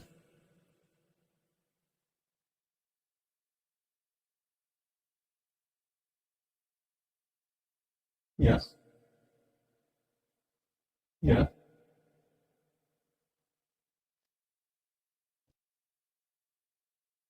In Georgia, in 1734, strong drink was banned, but not beer. 9 years later, they gave up trying to enforce this law. Most farmers had built their own alcohol factories, and illegal booze was being smuggled across the border from South Carolina. The word booze comes from Edmund C. Booze, who stood for president in 1840. As he traveled across America looking for votes, he sold his own brand of whiskey in bottles shaped like log cabins. That's interesting facts. Drink smugglers were called bootleggers. This was because illegal drink was hidden in the tops of smugglers' oversized boots. When Georgia bootleggers were caught in the 1730s, a jury set them free because if they locked up every bootlegger, there wouldn't be enough jails. Penniless in Georgia was not remembered in the 1920s. Clink, clink, tinkle, tinkle. Soon, scientists and doctors were claiming that liquor was the cause of everything from rheumatism to old age. One that claimed that drunkards could spontaneously combust. That is, they could suddenly burst into flames. Number 10. The Civil War drove men to drink so they could face the horrors. But after the war, the booze groups began to grow again. One woman's group persuaded schools to teach the evils of drink. How did teachers do this? With cheerful little experiment. See, children, I have here the brain from a dead little calf. Isn't it a pretty pink color? Please, sir, yes, sir. And here I have a jar full of alcohol. Now I place the plain brain into the jar of alcohol. See what happens to it? Please, sir, it turned gray. And that's what alcohol will do to your insides if you drink it. You will be pickled. Please, sir, Annabelle's turned gray. Does that mean she's pickled? There's no booziness like show booziness. There was no use telling a drunk you have to stop drinking, otherwise you'd end up roasting in hell. For a start, he'd be too drunk to care. And for nothing, he might look forward to seeing all his pickled friends down there. So what the booze buster had to do was make the drunkards ashamed of their hobby. They had to show the effect that drinks had on their wives and children. The best way to get these messages across was often in songs that could be sung all over the country. Radio and television had been invented. The top pop songs of the late 1800s were about the evils of drunkenness. These songs were full of misery and suffering and pathetic women and children. There were also pathetic songs. If you had one of these sung to you, you'll either A, throw up, B, burst into tears, or have a drink of whiskey to drown the misery. In America, the bad drink campaign, the temperance movement, was helped by the theaters where you could go and hear terrible tales of drunkenness. Now, thanks to horrible histories, you can find out for yourself the miseries of drink. After visiting Dr. Drury Temperance Show, You may never drink it, not even water. Step aside. Dr. Drury Temperature. Roll up, my lords, ladies and gentlemen, boys and girls, and pets, thoughts. Welcome to Dr. Drury's Temperance Show. Seeing into the suffering brought about by the dreadful you drink. Let us begin with a heart-rending rendition of the soul-scorching song. Shoots the storm that rolls outside, and I am there frozen within. The house is so lonesome and dreary and dark. Far, far over there, it's shaking all again. Oh, I'm so sick and hungry and cold, while the night winds are howling so wild. There's no end to pity or say kind of word, for I am the poor drunkard's child. It's just 1 year since Mother died, while father was drunk on the floor. Whenever I walk the crowded streets, whenever I encountered the world, I think of my father will not drink again. I'll not be a poor drunkard's child. I need a drink. I have water after that.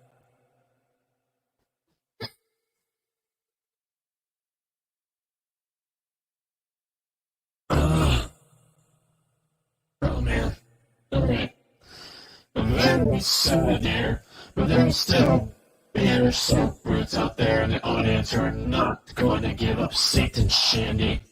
So here we have the famous Dr. Benjamin Rush writing the popular book, An Inquiry into the Effects of Spirituous Liquor on the Human Body and Mind. Produce a talk show in the cloud of the drunkard that shows that drink leads to sin. Sin leads to disease, and disease leads to suffering. The drink, punch, idleness. The sin, idleness. Disease, sickness, the suffering, death. And rum. Oh my gosh, I'm not going to read all this. You get the point. A huge Afoot book in 1785, Rush's book became a U.S. bestseller, though in Washington, President Madison continued to drink 1 pint of whiskey before breakfast. Oh.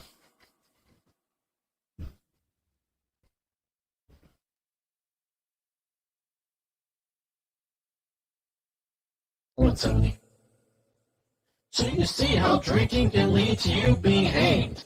You can always tell a drunkard he begins by singing, then roaring, then imitating the noise of animals, then jumping, then tearing off the clothes, and ends up by dancing naked. It's a bit like when you eat too many school dinners. Anyway, thank you, Dr. Rush. Now let's have another of those charming songs from the wistful, warbler little Belsie. I need another before I drink this sad song. Oh. One in the gloomy night, Sally, I roam. Father's a drunkard, mother's dead. No cares for me, no one will cry. Weary and tired, I've been wandering all day. All the day long, I've been begging for bread. I have no mother, dear, no pleasant home. I escape the rain, but I'm too small, they say. And if poor little Bessie should die. Oops, little Bessie's been at the dinner beer. She's got the first line right, but the rest are mixing up. Can you help her by putting them in the right order? But by the end of the song, Bessie is looking on the bright side. She thinks that she will die tonight and the angels will carry her off to heaven. So that's alright, her dad can go on drinking without her wingering and she'll be happy in heaven. No temperance show will be complete without confession. Here we have James Marsh with his horrible story, accompanied by a magic lantern show. Whoa. Once Stephen, I had the sadness of watching my beloved wife die while in our bed. My grief was so great, I turned to the whiskey, wicked whiskey for comfort. In half an hour, I have lost control of my senses, and this I'm so ashamed of. I grabbed my wife's corpse by the hair and I dragged it around the room, and I finally threw it into the waiting coffin. Oh, whoa. Let this be a warning. Whiskey, wildness, and whiskey go together. This is a natural confession. So if we do have answers, die, stay off the whiskey. Oh, man. I like my voice is not happy with me today. So if you dear little hamsters, die. Die, stay off the whiskey, or you may end up dragging it around your room and throwing it in your sister's slippers. And that brings us to the end of the Dr. Jerry Temper Show. Let's face the chords of our great song. My mother now is resting sweet in the graveyard in the hell, but her kind words come back to me. With all my memories still. Don't drink tonight, boys. Don't drink tonight. Another Friday morning here, and don't drink tonight. That's all for now, folks. Good night. I'm up for a drink. Carrie Nation Street. The most famous fighter against drink was probably Carrie Nation. Intelligent around the early 1900s, they may have told her story like this. Carrie Nation, born in 1846, your mother believed she was Queen Victoria, and spent all day in a golden couch, waving to your slaves. Naughty as a peanut plantation. Carrie Nation, this is your life. At the age of 8, you had a vision from Jesus and saw him as your big brother. Lovely fellow, I'll let my first husband. That's right. You married a young daughter, Charles Lloyd. You discovered he was an alcoholic on your wedding day. It killed him, of course. That's when you started your direct action. You are a few friends from those early days. Carrie went from town to town in a buggy full of rocks and hammers, attacking any saloon she found. She threw billiard balls through the windows and mirrors. No one stopped her. Back home, she brought a hatchet and then went on her crusade again. Her message was simple: smash, smash! For Jesus' sake, smash! Some were written about her. She published her own paper at the Smasher's Mail.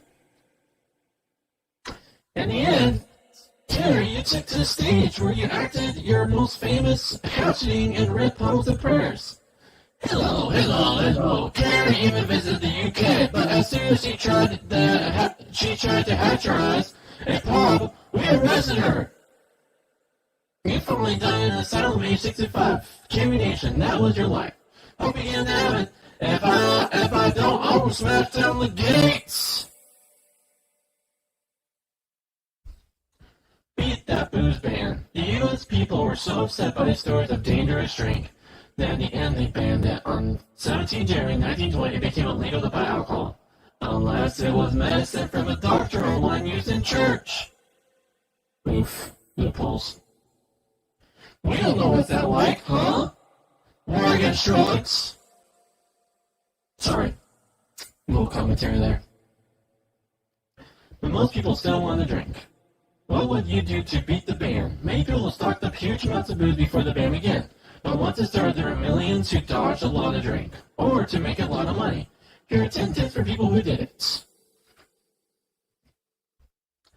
I sell alcoholic medicine to my patients. It is legal and they pay me well. I steal the doctor's alcoholic medicine and sell it. I would have set up my own secret booze factory. If the police catch me, I will pay them to keep quiet. I am willing to drink any source of alcohol I get my hands on. I'll drink antifreeze for cough, perfume, embalming fluid for preserving corpses, or fake whiskey. I want to buy Raisin Cakes and do what the packet tells me not to do. Raisin Cakes, you must not place the liquid in the jug and put it aside for 21 days because it will turn into wine. I sell my church wine to my flock. It is legal and they pay me well. So I toured the streets selling rubber hot water balloons, each full of whiskey. I run a secret bar. It's speakeasy, we call it. The police raid us and close us down, but we soon open up again. Smuggle booze into the USA from Canada. New York Police Commissioner Grover Wally gangsters pay me $20,000 a month not to arrest them. It's a tough life, isn't it? In Chicago, 1 hour at midnight on 17 January 1920, mass gunmen stole 100,000 medicinal whiskey from a whiskey factory. The first hundreds of gangsters attacks in the battle against the booze ban. Fake sweet whiskey was made from either mixed with nitric and sulfuric acid. Don't spell on your clothes. Chicago's Yak Yak whiskey was made from iodine and burnt sugar. Yak Yak from Mexico came American whiskey, made from potatoes and cactus. Ouch. More booze was smuggled in, but not all smugglers were male. Spanish Maria smuggled booze on her boats, kid boats. She had a revolver shoved to her waist, a knife stuck in her belt, and wore a red bandana tied around her head. In New York in 1927, there were 30,000 speakeasy bars, twice as many bars as before Prohibition.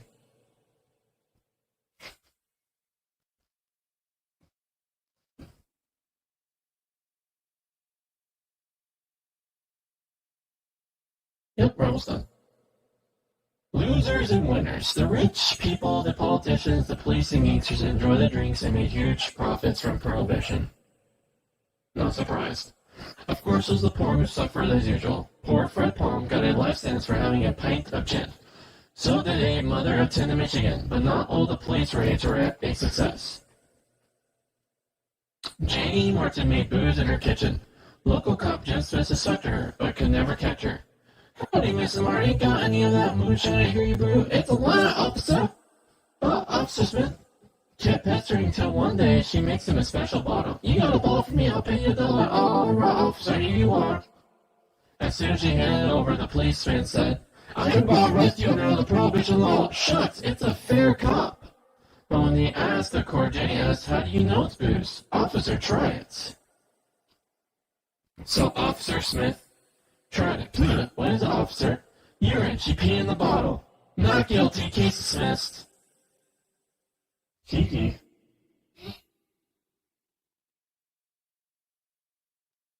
Gross. Wait, just gonna show you should spend $1 when a woman spends a penny. In December 1932, the Prohibition law was dropped. 1 year later, the last state, Utah, went wet across the USA. Across the USA, there were parades and torchlight percussions. Prohibition was dead. So were tens of thousands of people who drank fake and poisonous booze. Hundreds died in the gang wars, and thousands were blind from the effects of the drink. Prohibition was not one of the USA's cleverest ideas. Happy Valentine's Day, you guys. Prohibition meant big money for the men who sold the illegal booze. But they had to protect the money with some pretty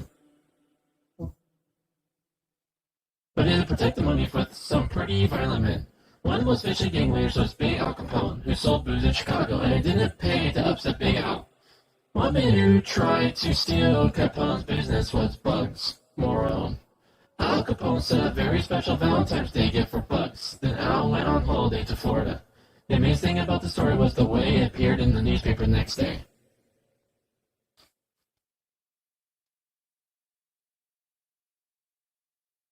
Cops chop Bugs boys. Last night, 7 members of the Bug Morone gang died in a hail of machine gun bullets. On St. Valentine's Day last night, the men arrived at a warehouse in Clark Street to wait for a truckload of stolen whiskey. But there was no whiskey, only death in the police trap. A local resident, Andy Reese, described the scene. I heard a truck slam and locked out my window. I heard a truck slam and looked out of my window opposite the warehouse. I saw 2 cops in uniform and 2 plain-clothes detectives get out of the police wagon.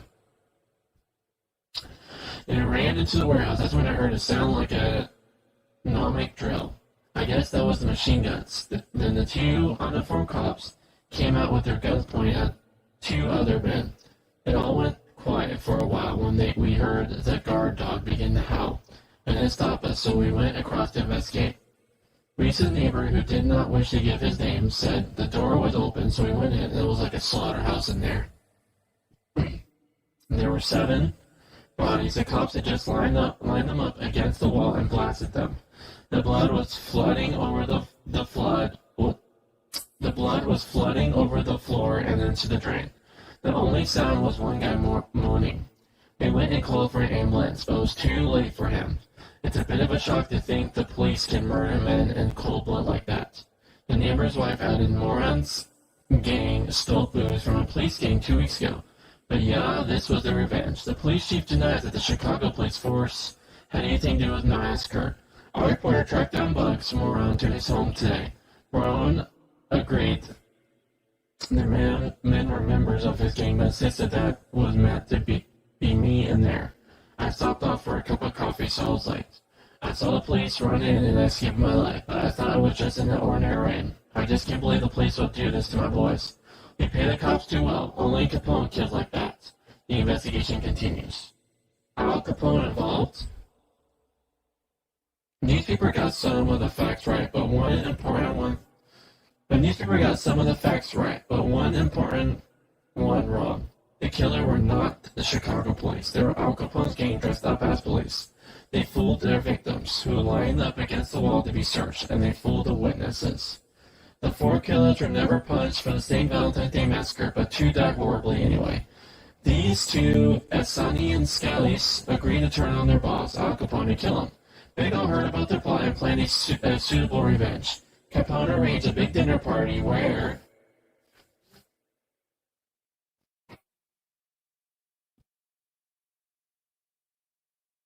Simeon and Scalise were the main guests. Al gave a speech and talked about how important it was to be loyal to your boss. Then he had Anassima and Scalise tied to their chairs. He took out a baseball bat and in front of his guests battered the heads of the trainers till they were dead. If that's not what to put you off for dinner, what is? Cool killers. Prohibition was great for gangsters who made pots of money selling booze, but America has always been great at creating crooks and murderers. Whew. But here are 5 of U.S. history's most foul. Lizzie Bourbon, 1893, Flowers, Massachusetts, crime, accused of trying to poison her family. When that failed, she was said to have chopped her sleeping mother up with an axe. She didn't wait for her father to come home, and she chopped him up too. Notes, she got away with it. The jury didn't want to see a posh young lady hanged, so they found her not guilty. But the American kids have no doubt she did it and enjoyed the song. Lizzie Borden took an axe and gave her mother 40 whacks. When she saw what she had done, she gave her father 41.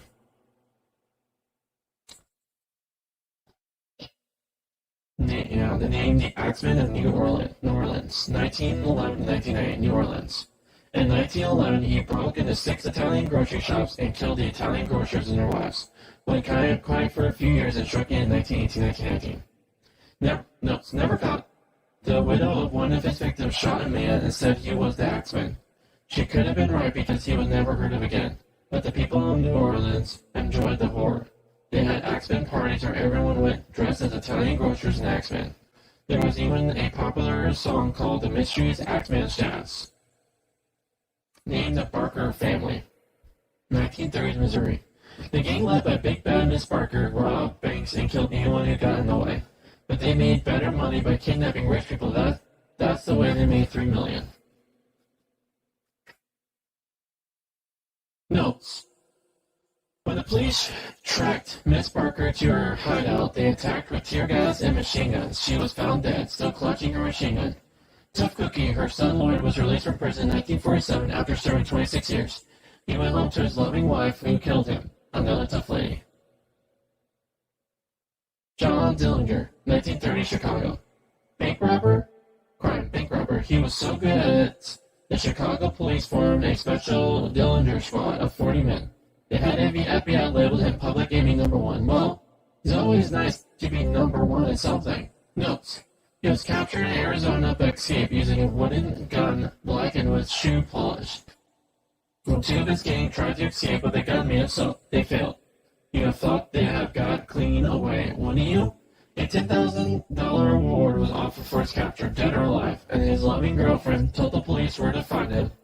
He was shot dead. There were stories that the dead man was a double for Dillinger and that the real gangster lived on. Not very likely. Named Bonnie Parker and Clyde Barrow. 1930s Texas. Stealing cars to carry out robberies of violence. Lots of violence. Notes. Bonnie and Clyde's first big robbery went wrong when the getaway car broke down and they had to escape one on mules. Their adventures were sensational news in America and they were very popular. Even though they merely stole people, they helped some convicts to escape. Then one convict betrayed them to the police. Trust no one in the crime game. They were finally caught in a police ambush and machine gunned to death. They were buried in separate cemeteries, even though they asked to be buried together. Bonnie even wrote a poem about it, such a bad poem she deserved to be shot for it. Someday they will go down together, and they will burn them side by side. To a few it means grief, to the law it's relief, but death to Bonnie and Clyde. The rabbit racist. The cruel Ku Klux Klan was formed in 1866. After the Civil War had freed the slaves, the KKK members, mostly men, wanted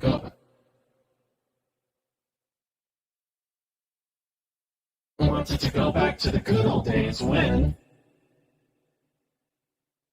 whites were bosses and blacks were slaves. They will do this by making life miserable for black people. You and I spelled Klan with a C, but these races were thicker than cold treacles and couldn't even spell the name of their club. Are you colors, Jew or something? It was against the law to be a member of the KK, so the murdering members wore silly pointed hats to hide their faces. Sadly, there was nothing silly about their hobby. A typical terror tale. In 1934, an old ex-slave told this story. I was in a group of free slaves who set off looking for work. Then the Ku Klux Klan came after us, so we hid in the woods. All we had to eat were a few biscuits, or broke up one of the biscuits and scattered it on the forest trail as bait to catch raccoons.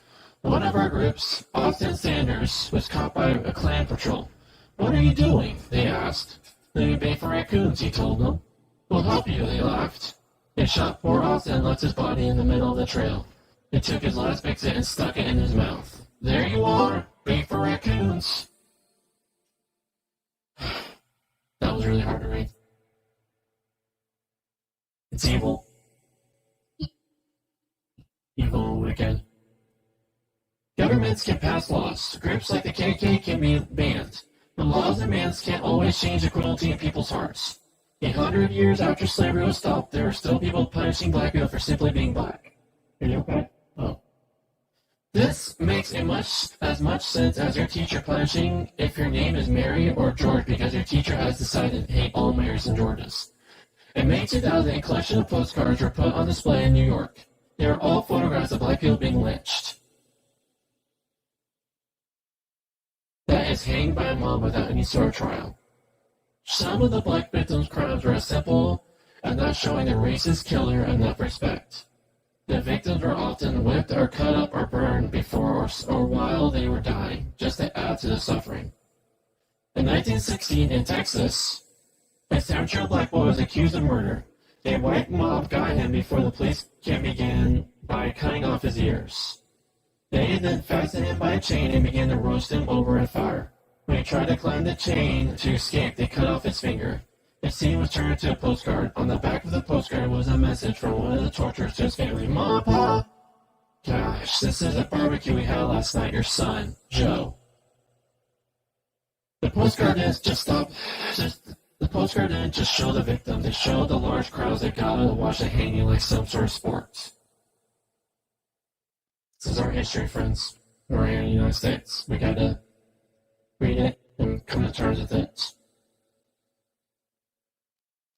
The earliest postcards were from the 1880s. That's nasty, but the later ones are from 1868. That's scary. Did you know? Of course, some racists were too impatient to bother with lynching. In Tulsa, Oklahoma, in 1921, a group of white men flew over a black area of the town and dropped dynamite onto the houses. Over 1,000 homes were wrecked, and 75 men, women, and children died. It's called the Tulsa Massacre.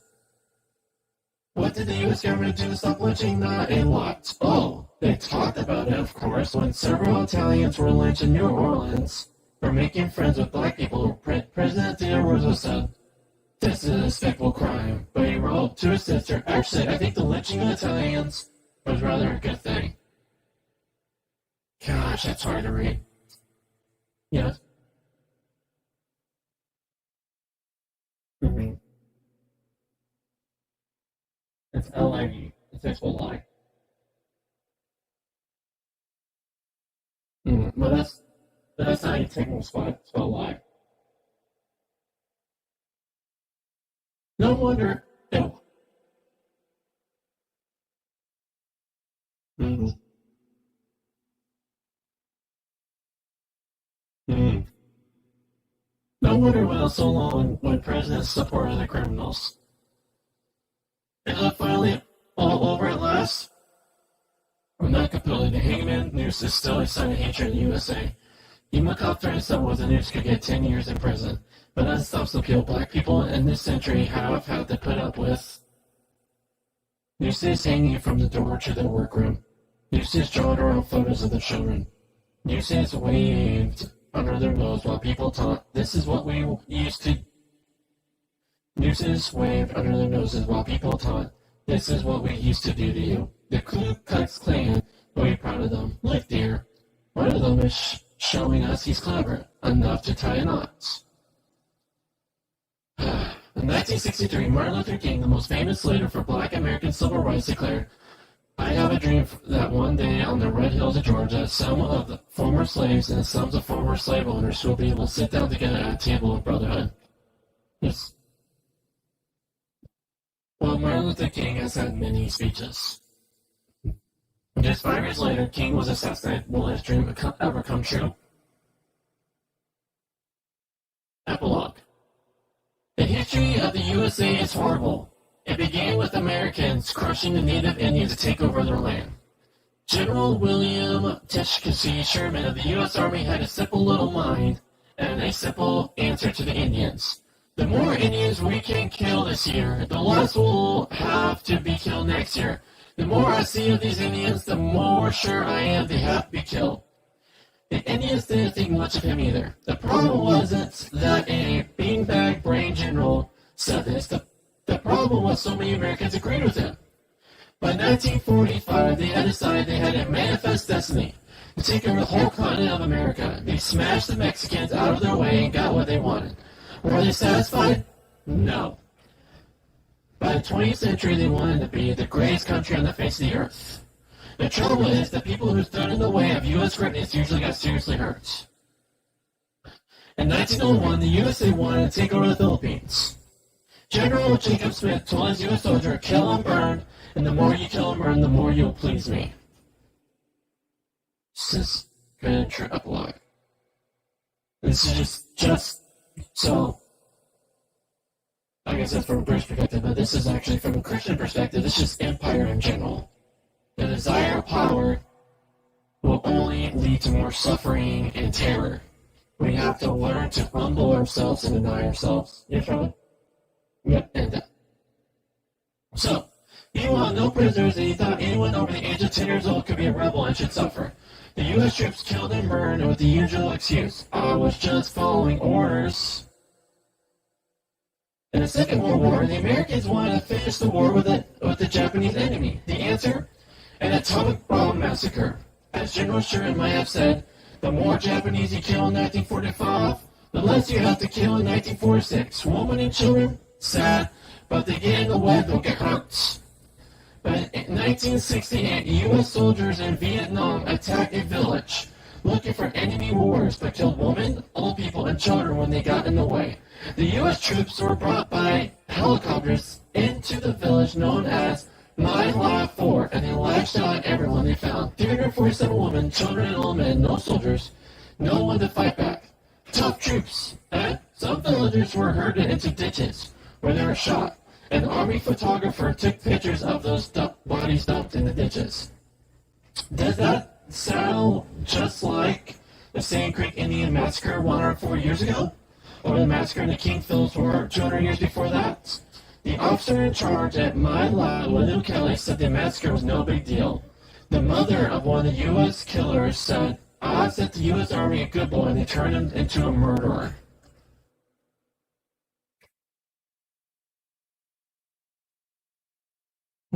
Hopefully the Americans have finally learned the lessons of their history.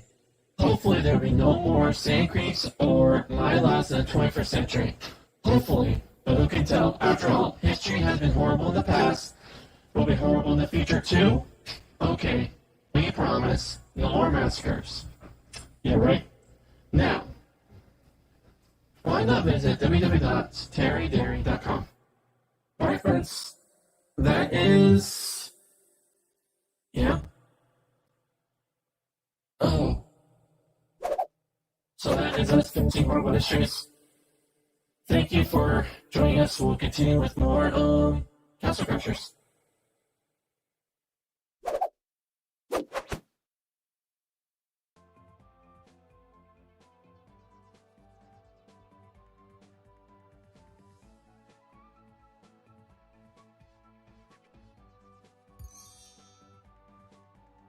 Sure. Oh, this is what I messed up at.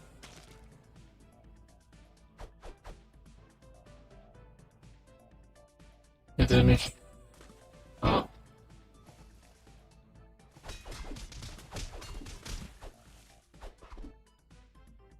You could be also on the. But I point out.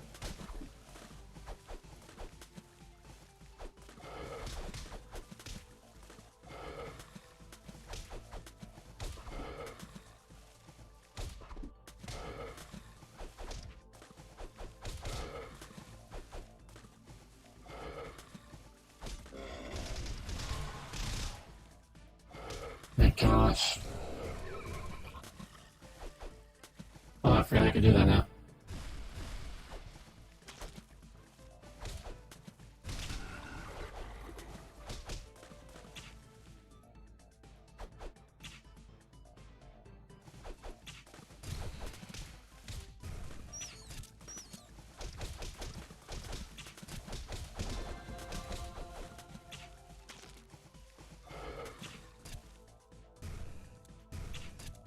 Because I just jumped at it right.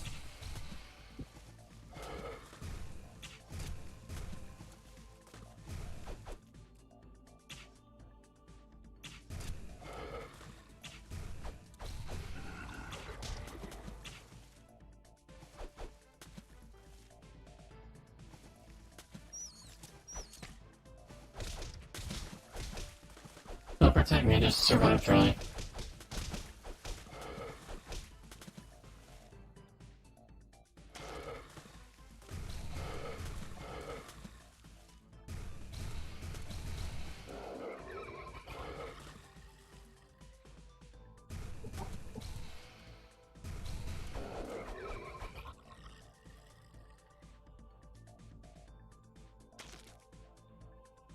Good day, I've been at zero full health.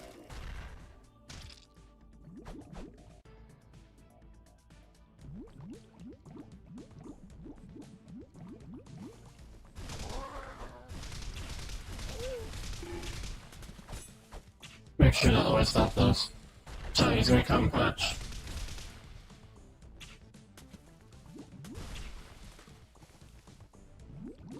So yep, he's right.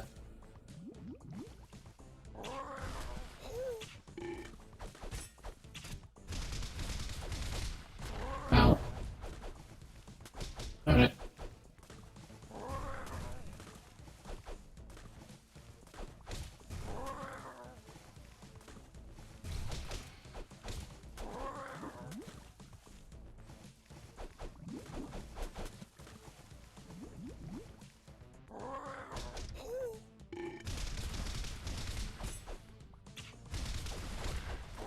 Gosh darn it.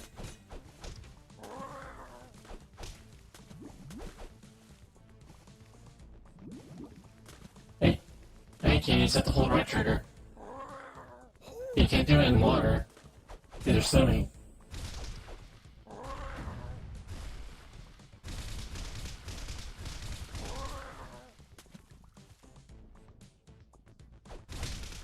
Ah.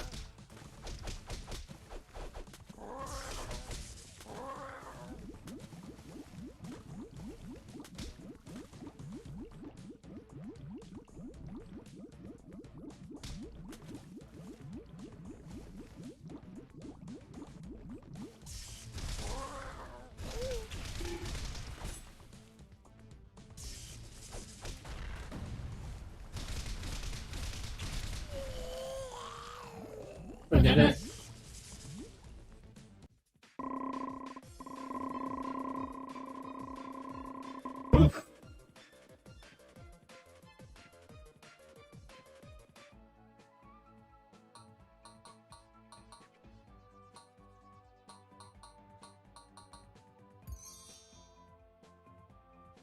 You sure? You say you just want to do one.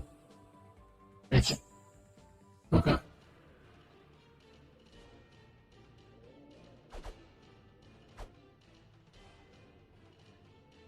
Oh, I see something big.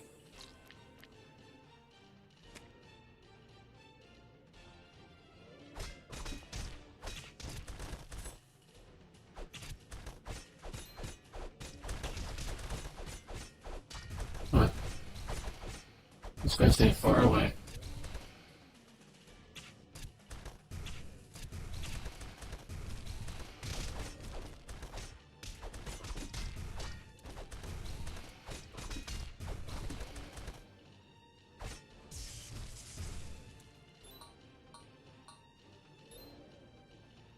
Nice. A second.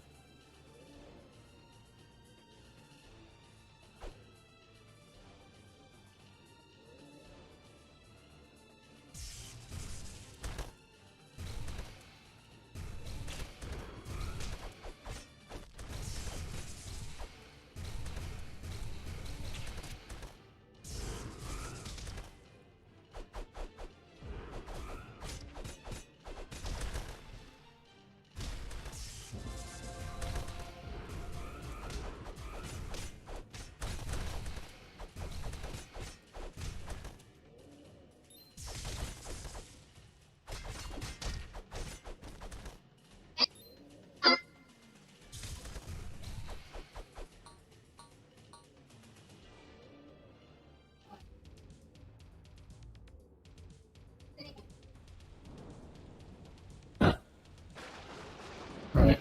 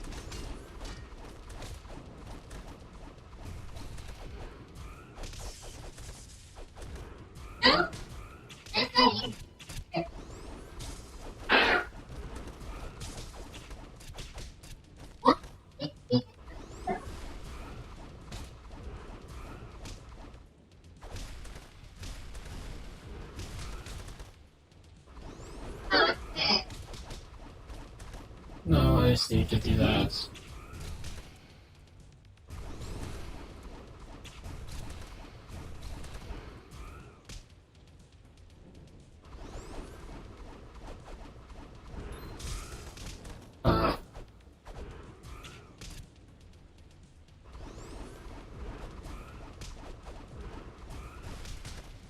You have to be sprinting enough, and you it's like a charge attack. You press Y or X, you can do it too. And as you level up, you'll unlock new. I see more just keep coming. Gosh darn it. Get out of here.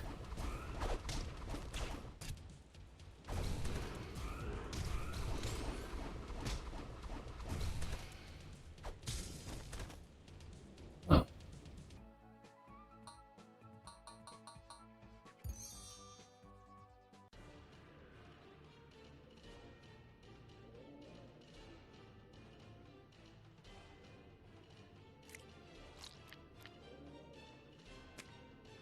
Hmm.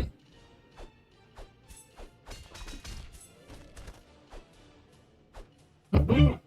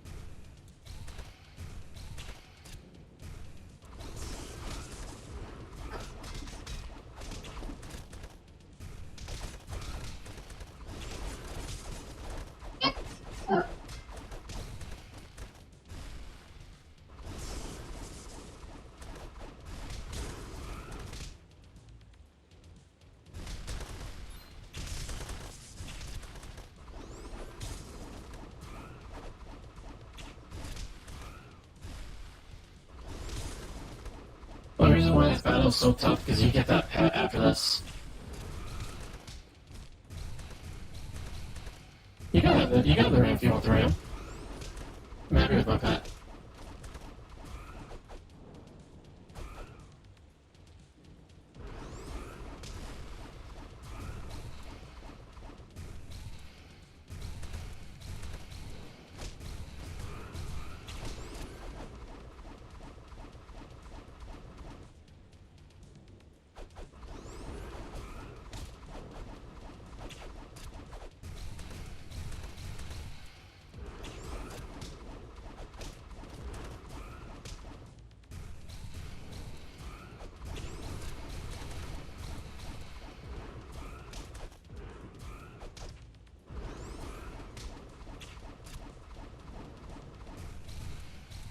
Oh gosh. Oh man, his hurts. He actually has a lightning effect to his set. That's pretty cool.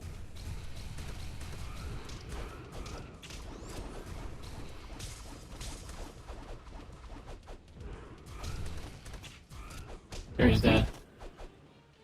Finally. No.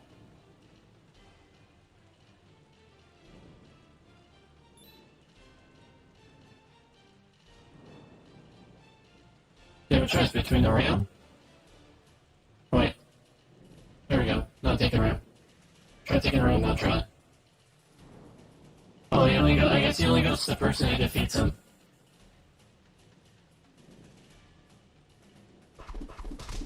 Oh gosh. I'm down. Don't worry about me. Just finish them. Use your range, Charlie. Don't actually hit him. Use your spells.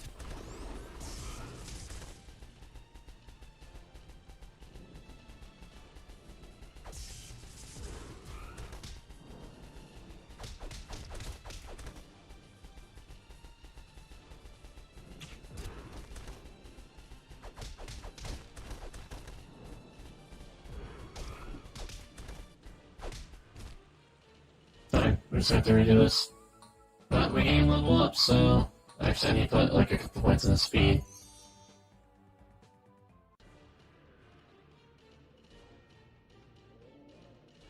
You want to go back and see if we can get new different weapons?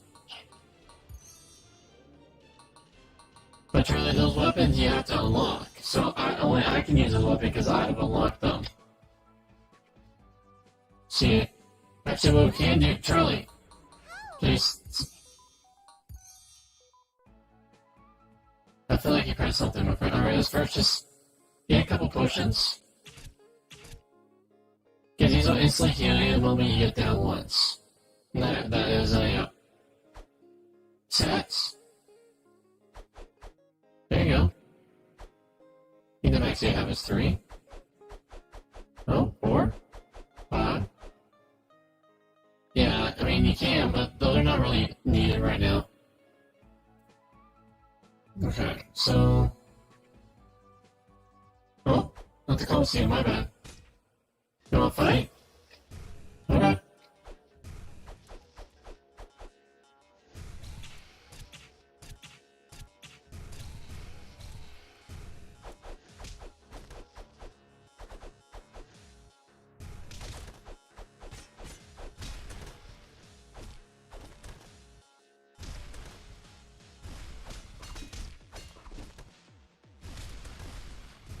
Oh.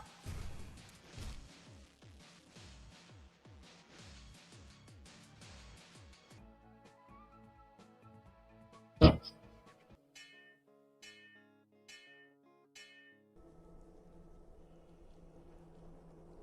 Okay.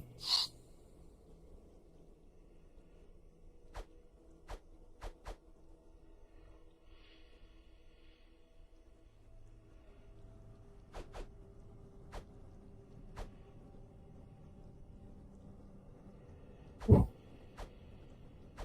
Oh, you can get this sword, but that's a plus magic sword. Because when I dig it up, I let you pick it up.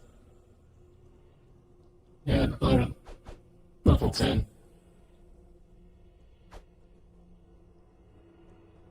That's really frustrating that you don't share loot that it's got.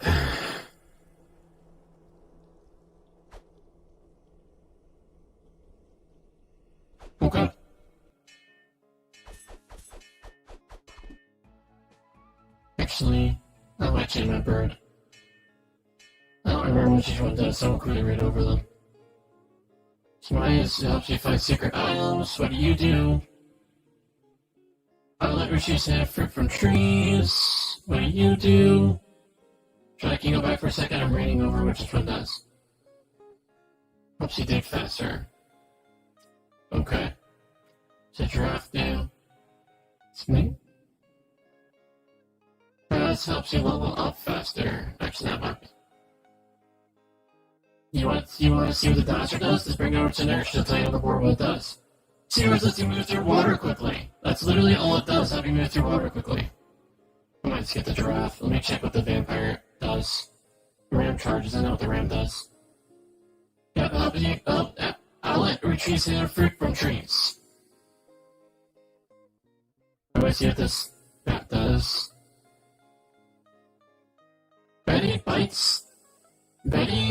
Betty bat chops enemy's head. Just no life steal, just okay. Okay, what do you do? Probably someone with extra money, I assume. Charlie. Or literally just go. Gosh. Okay, this one, the golden whale earns you more gold. Probably did XP. Let me look over what this bat does.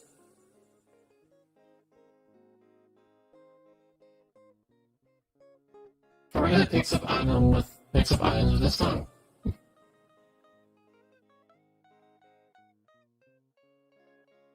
Sure.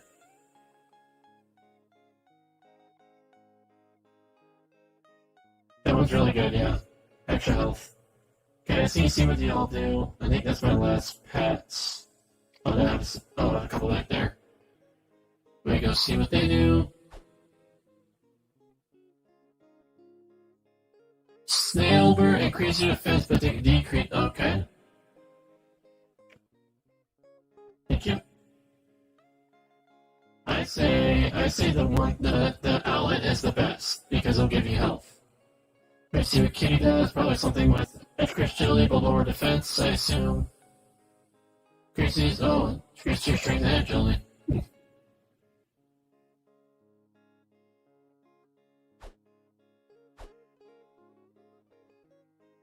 Alright, I think let's see what this cat does.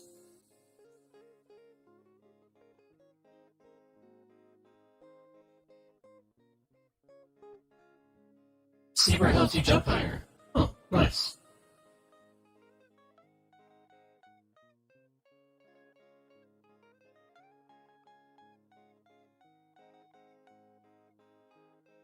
Alright, see what this cat does, and I'll make my decision.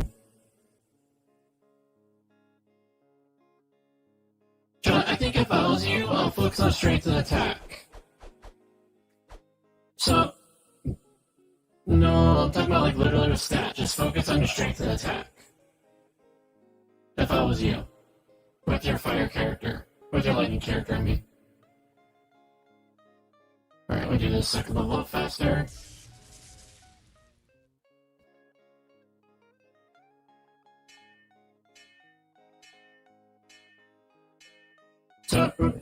So remember to read over what the items do. It's more about what the items do over what they look.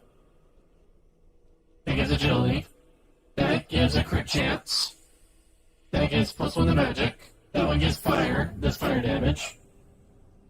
That one does +1 to strength. That one does +1 to defense, +1 agility, but -1 to strength. That one does -1 to magic, but gives crit chance. That one gets +1 strength, -1 agility. That one gets -1 strength, +1 magic, +1 armor. That one gets -1, +3 magic, -1 agility. Alright, pick whatever you want. Yep.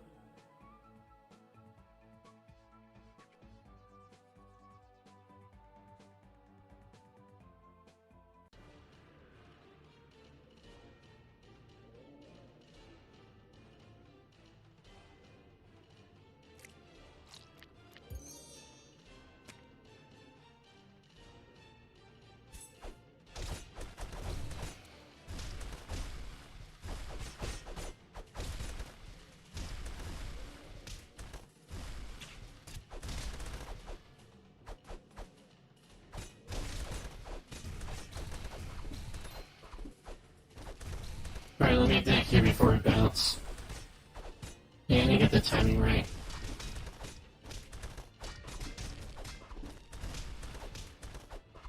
But Charlie, when they're down, you can press Y and you can just literally stomp them.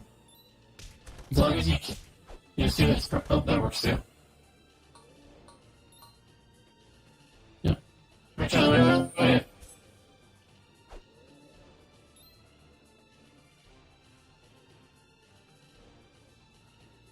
Just gives 10 gold.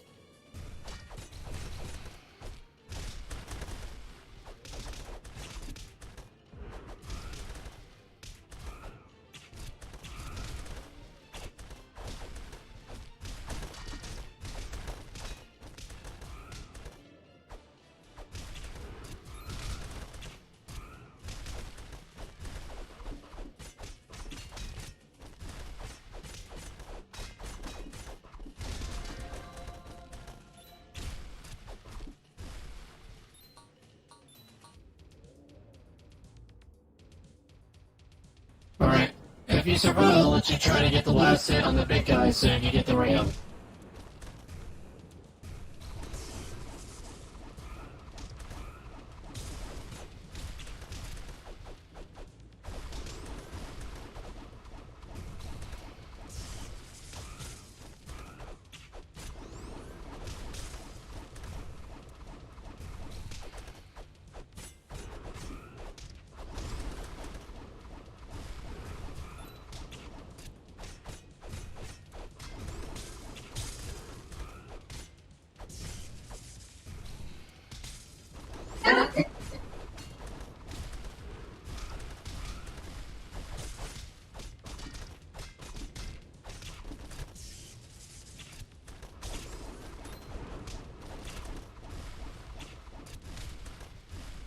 Yeah, automatically does it whenever you get low HP. Yeah.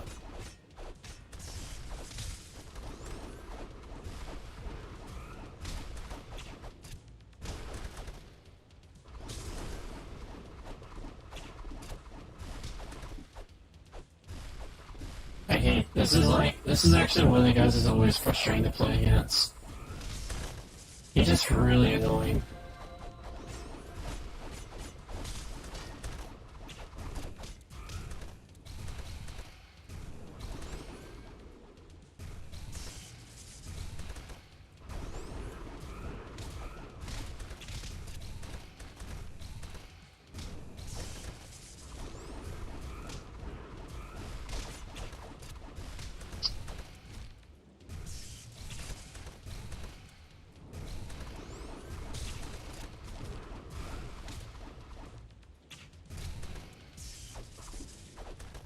There we go, almost.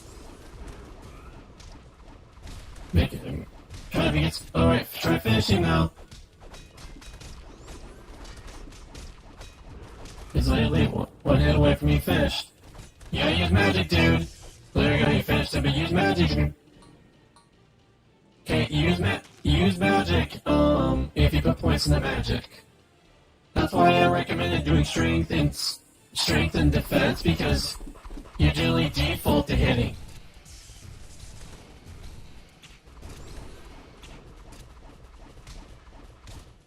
Okay, let go of me.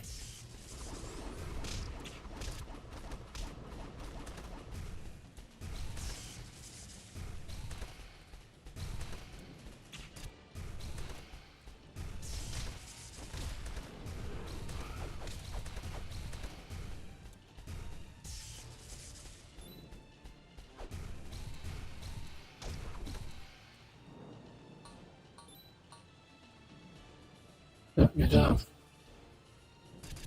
Oh, Charlie, can we go back? I like my giraffe. I must have actually picked up this dude.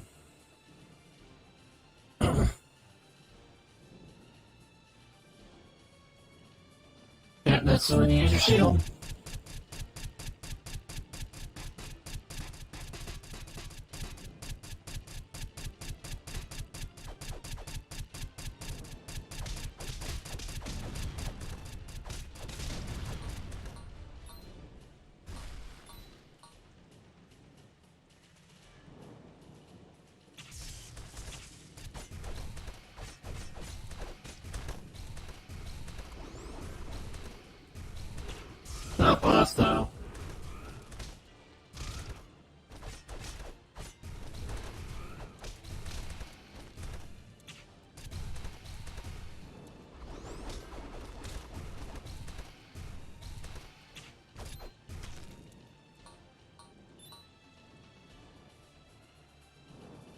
you've been grabbing all the fruit.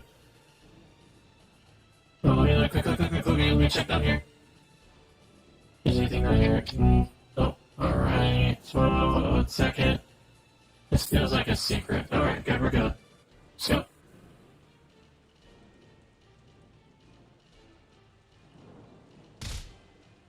Oh, wait 1 second, Charlie. I can break this.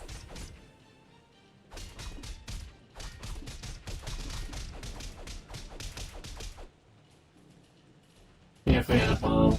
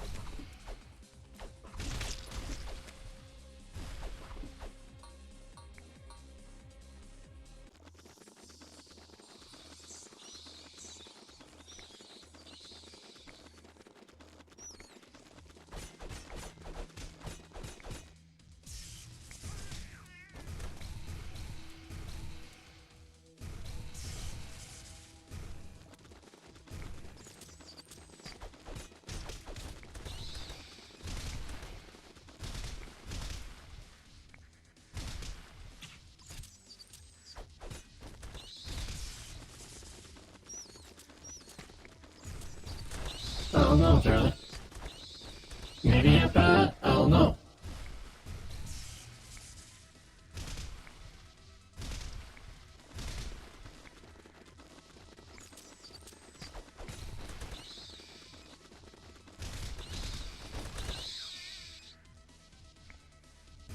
Oh. Oh gosh.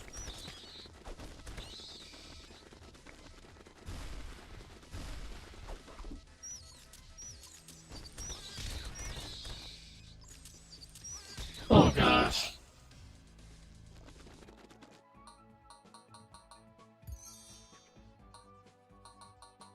Okay, you going back? Is there a way to reset?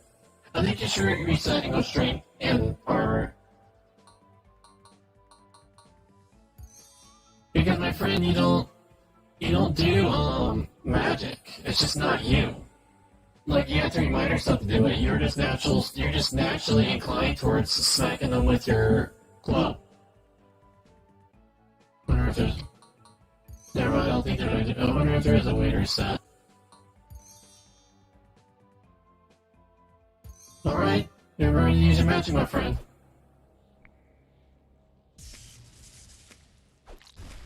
So right, hit B, you have a long range ability. If you hold right and press B, you have a long range spell now.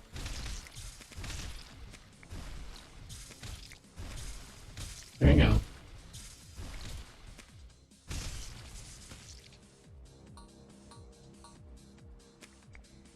Pretty much never swing unless you don't have to.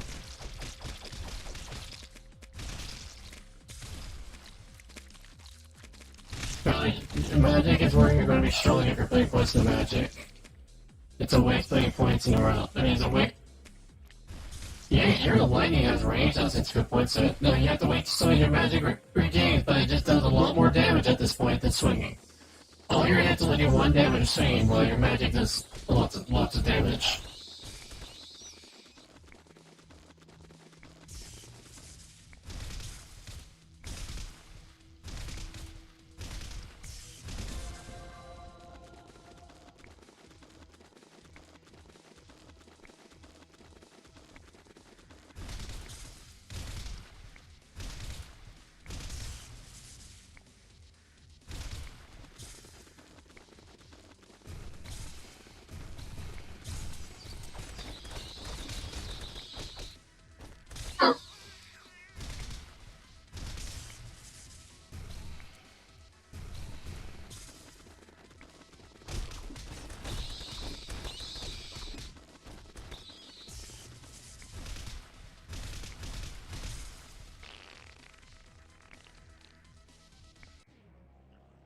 Oh, darn it. Oh, because I finished him.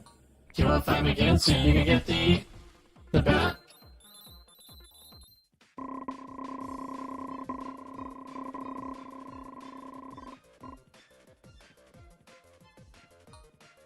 What's up, Bean Man?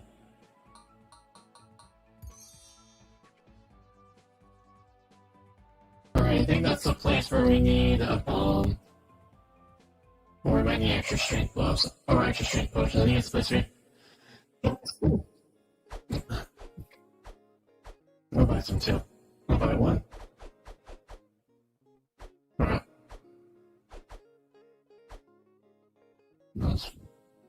I don't think I'll ever need them, but might as well max out. Amber, voice? Charlie, what did you do, my friend? I think you... Huh. You're done with this game? Okay.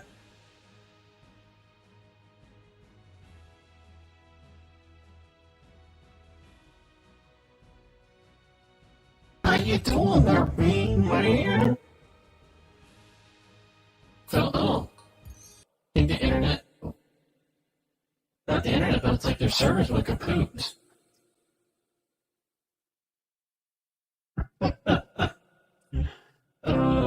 Well, I started this game, and my brony back there doesn't. He's going to some Minecraft dungeon, so again, I'm hyper focusing on his Castle Crouchers, but he doesn't want to play that right now, and that's fine. I think I might either do some Final Fantasy or Pokemon Unite. I don't know yet.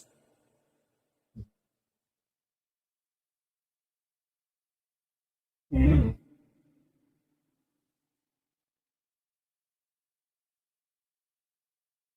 Hmm. Yeah. All right. Hmm.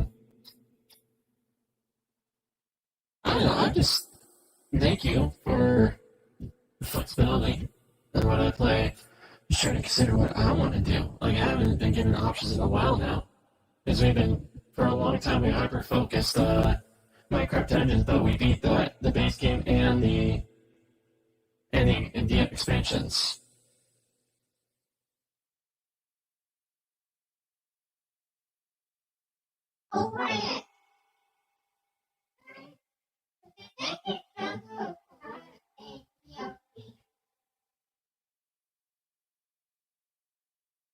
Hmm. Hmm. Hmm. I'm just trying to think of my friends. Hmm. Yes, Charlie.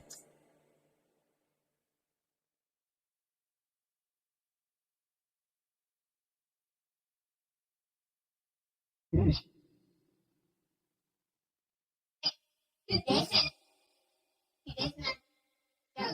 Hmm. catch anything when we switch to Pokemon Unite. So give me 1 second, I'm gonna grab my Switch, connect things, and I'll be right back. That's what I'll do. Plan, set, let's go.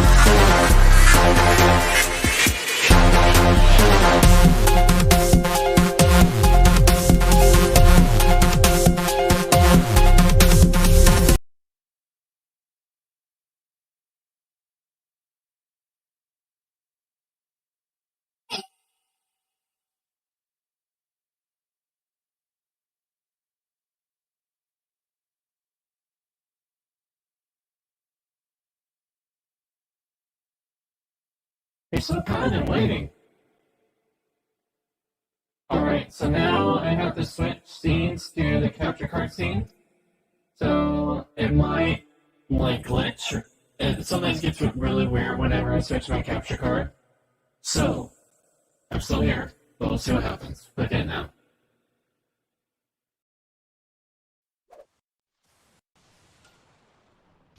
Alright. There we go.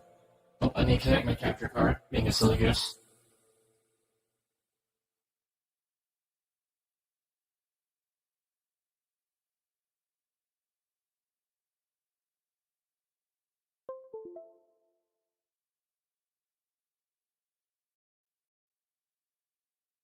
Perfect.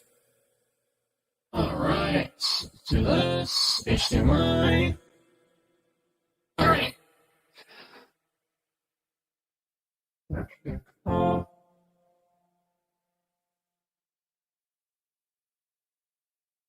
There we go.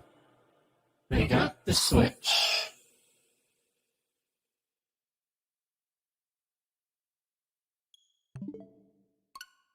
Gonna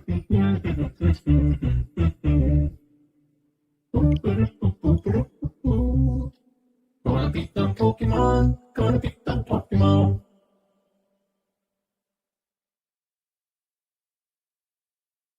Mr. Robot Man's gonna beat them Pokemon. With an iron fist and a strong scepter. They will taste my might. Wanna beat those Pokemon? Alright, I'd like to take a moment while we're going through this. We're doing 1,000 follower towards Twitch charity stream. So if you guys, anyone watching can follow, we really appreciate it.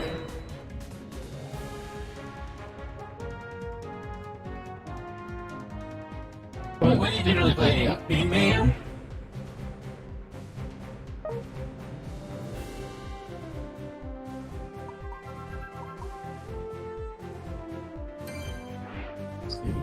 Aliens.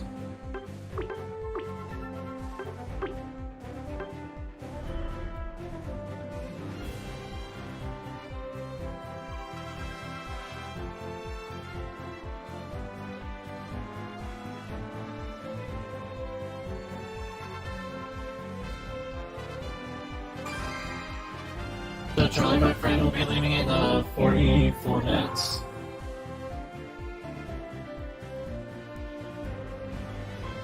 Oh, nice.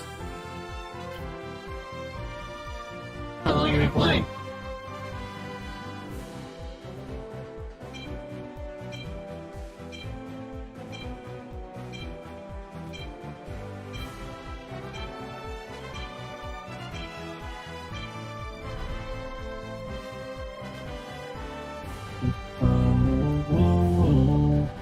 Oh, nice. So you just started? Wow. Are you playing on the Switch or on PCs? I saw they just did a remastered version for the Switch.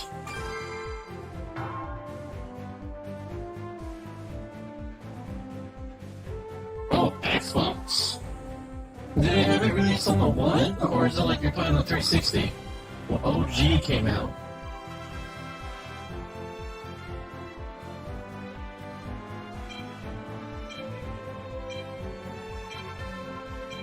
Yeah, that's when I first played Castle Crasher, and I just, oh man, like fell in love with that game. I never beat it, so that's why whenever Charlie wants a game to go, that's the game where I'm like, we're gonna focus and beat this. Like I did with Mini Create Dungeons, which wasn't too hard. That game's actually pretty easy.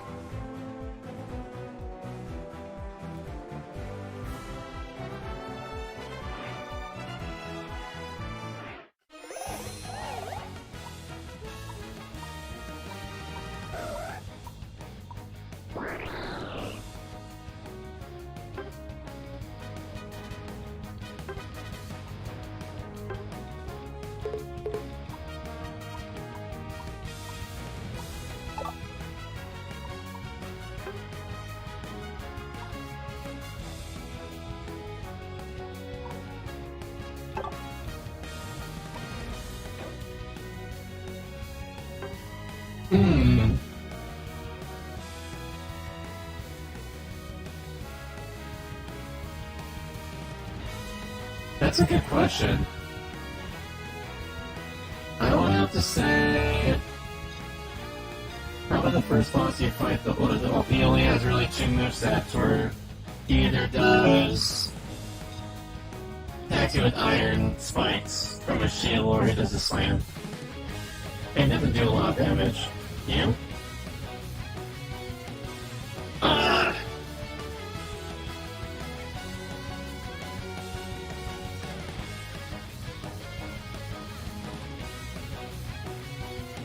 Also, the cat's really easy.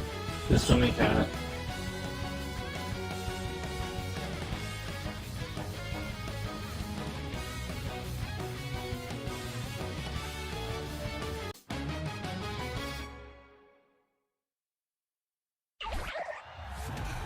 Ready, go!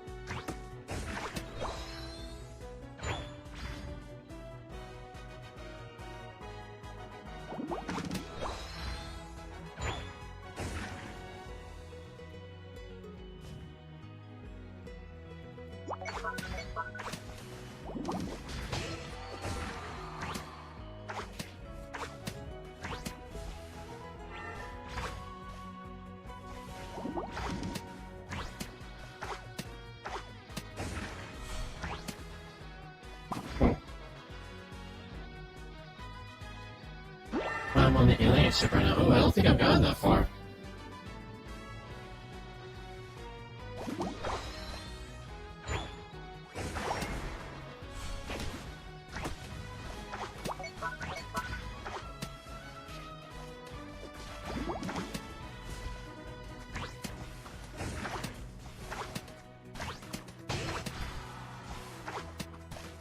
It's not worth it.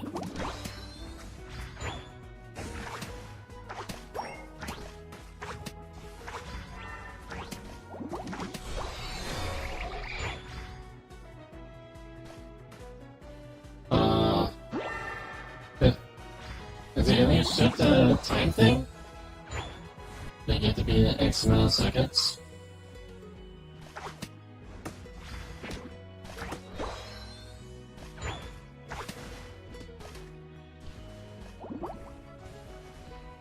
Oh.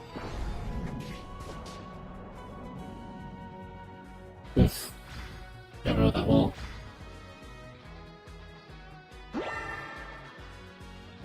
Oh, turtle! Ah!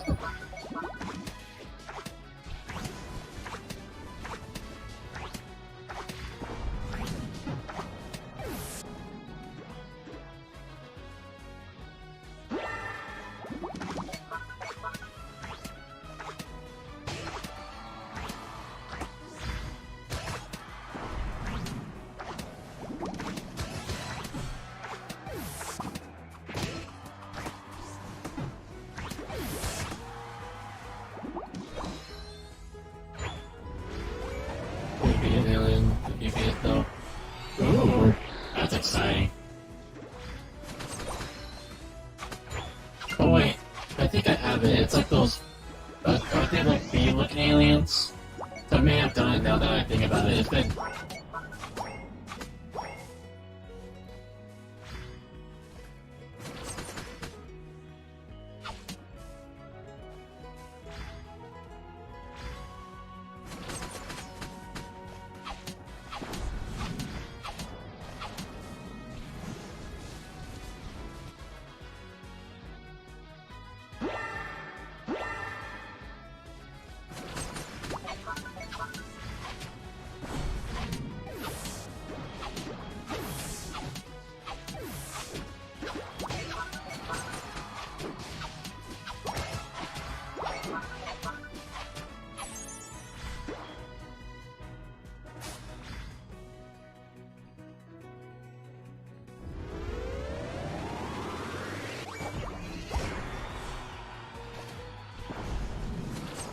What? I was facing that way.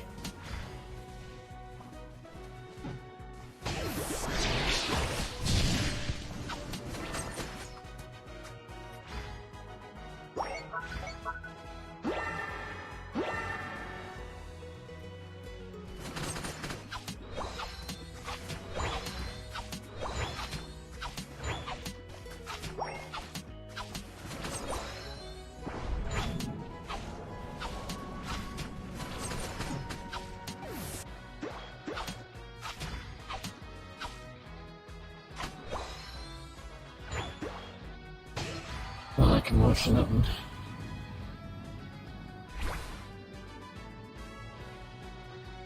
Yeah, so I guess, yeah, that must have been these. I do have the bee alien. Ah! Shabla.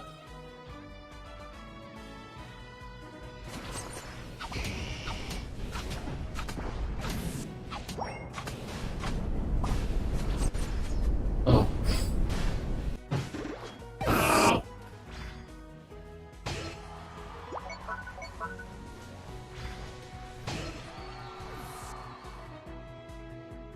I should go get Rotom. Oh, of course, that's broken. Alright, let's go.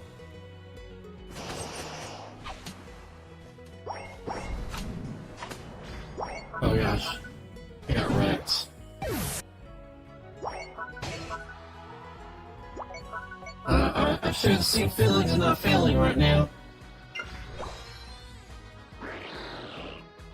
Oh.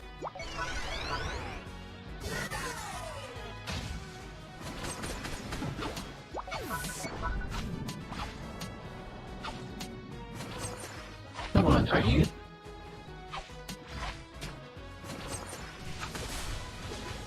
Oh, balls. It was just waiting for me.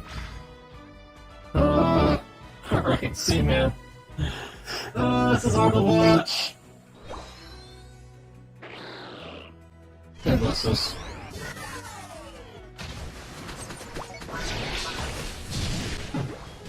What? They're just like stacking down. There's no hacking, Charlie. They're just sticking together.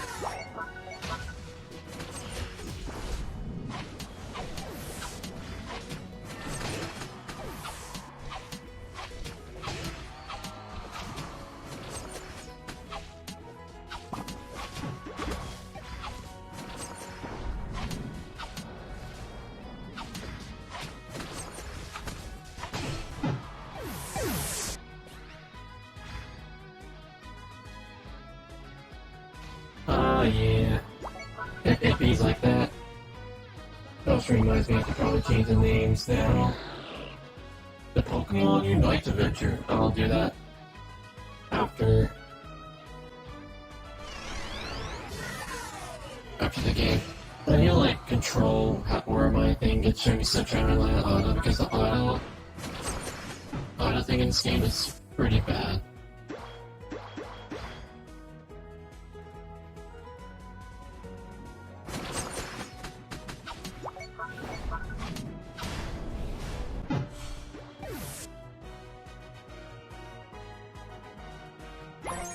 Yeah. And also, I kind of like shoot myself in the foot, because I also just played multiple games. If I had multiple games, if I also had just one single game, I could probably get that single focus, like, crowd, but I'm just not that type of person. I have a hard time sticking to one genre, one style. I like to play a game until I beat it, and then I'm...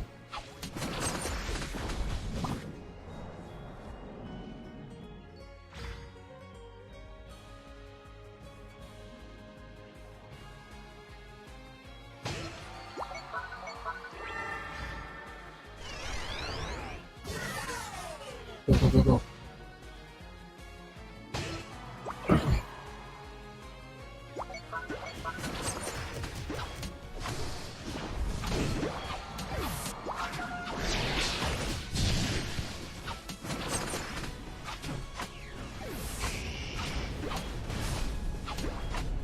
No!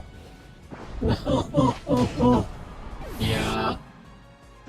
They also do this funny thing of stealing the Pokemon I get.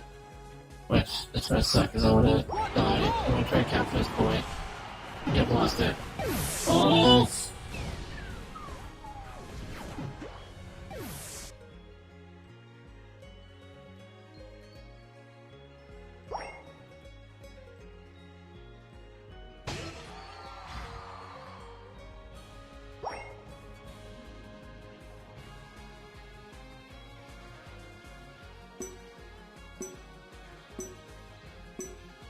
Five, four, There we go. 3, 2, 1. Time's up. Gosh. You lose. Makes me salty how that turned out.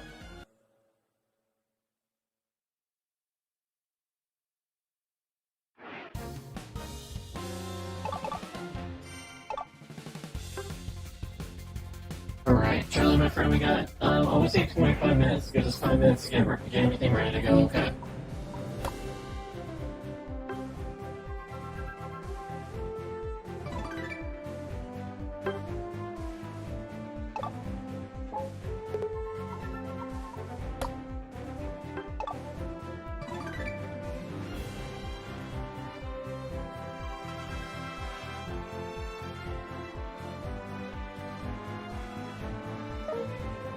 Hey, friend. No, not you, Charlie.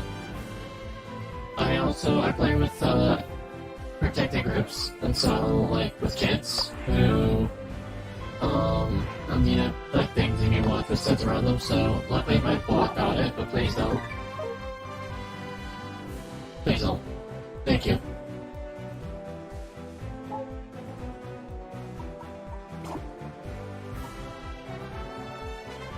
Thanks, man.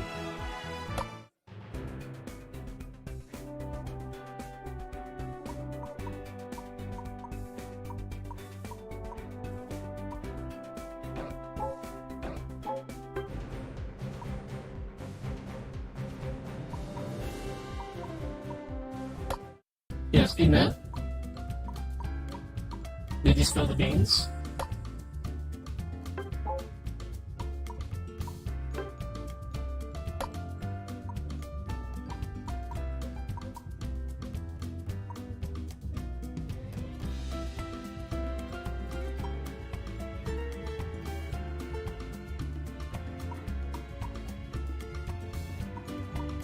Actually...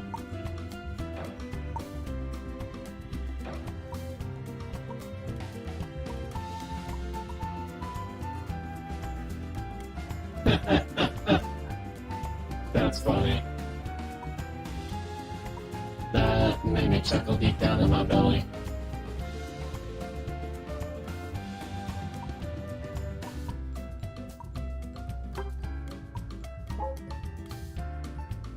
Actually, get more of these bad boys. Turns out to be a hot commodity in this game, leveling up your held items.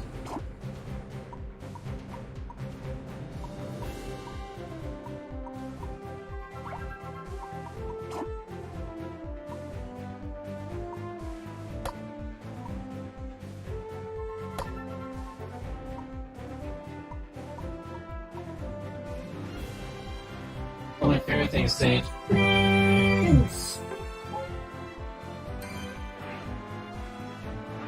Alright. Let's make history on doing awesome. Oh yes, I did! But to have that jazz, you have to be affiliates. If your affiliate can't multi-stream, and so I actually stepped away from being an affiliate.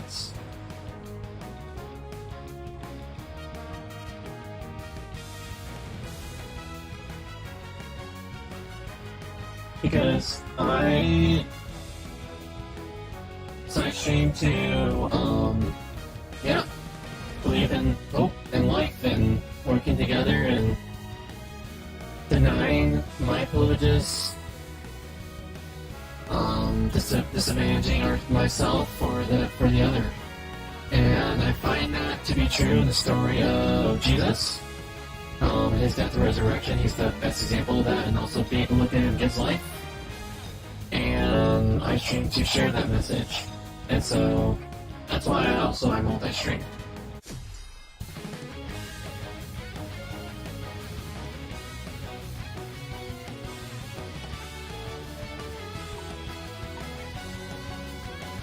That's all I do. A pretty cool emote. I don't know if I could, let me see if I could share it. Yeah.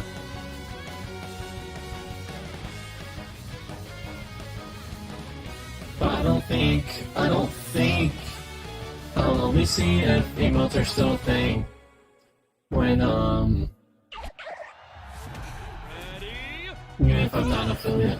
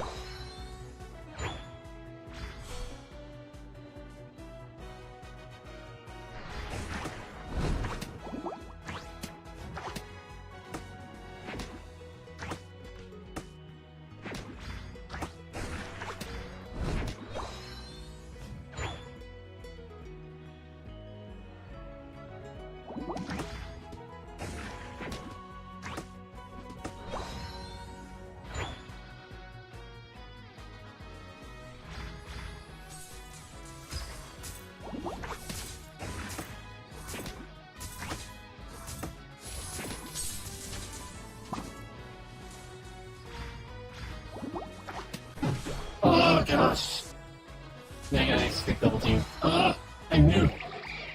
Alright, let me go. Which one? Oh, we can eventually become a Green Ninja. I don't know what the other mini forms are. Not very familiar with the newer-ish Pokemon. I'm old.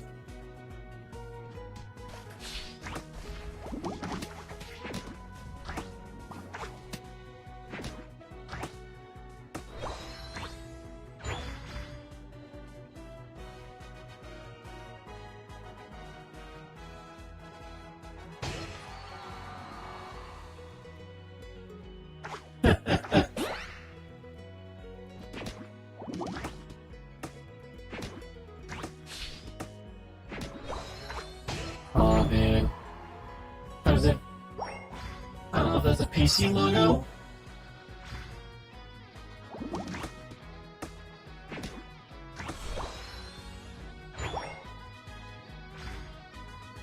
Away.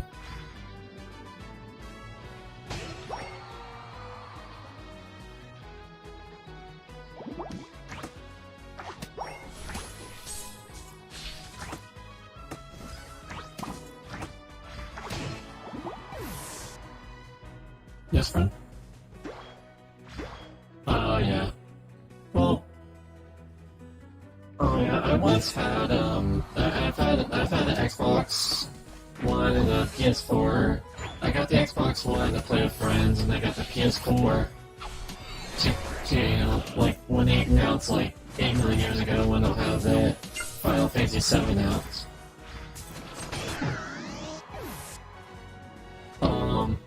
And then it took them, gosh, and eventually became paperweights. I just like playing on PC.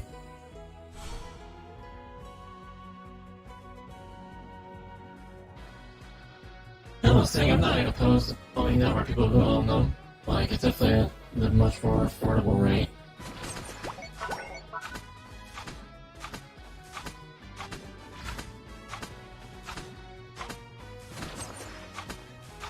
Come on, game.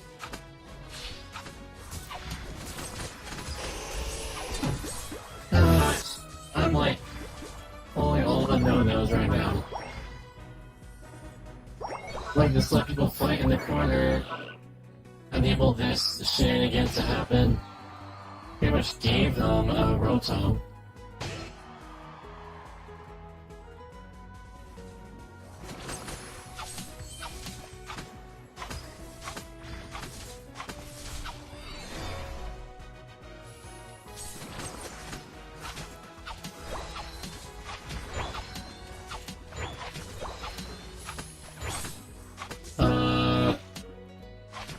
Like 15 minutes.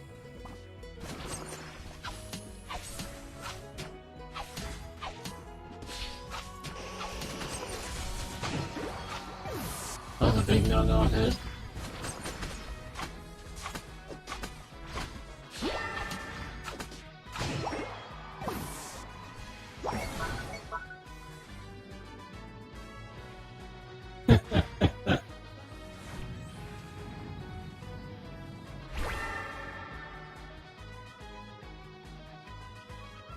Mm-hmm.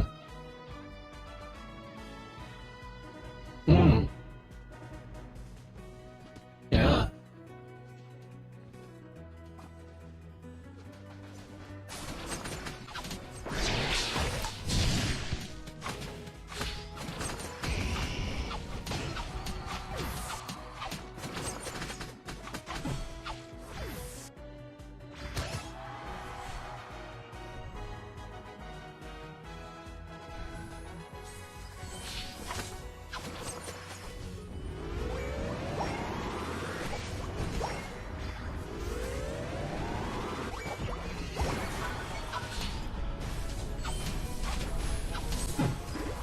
That's alright, I should have ditched.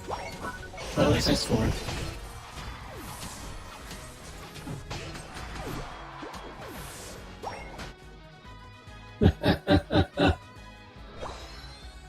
And all I want is them to replace the M&Ms to Reese's Pieces. That's all man wants.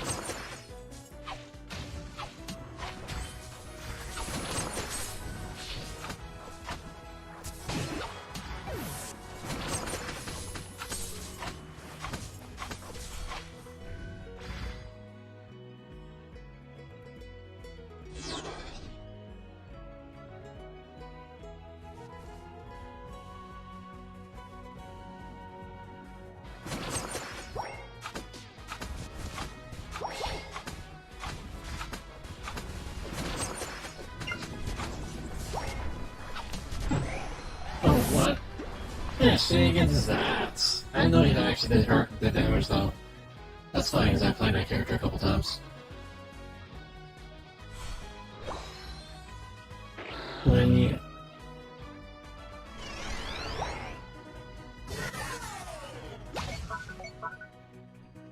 A very interesting observation.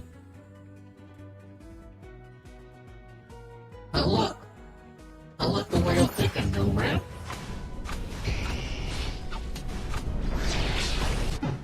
Oh my gosh. Oh, this is brutal.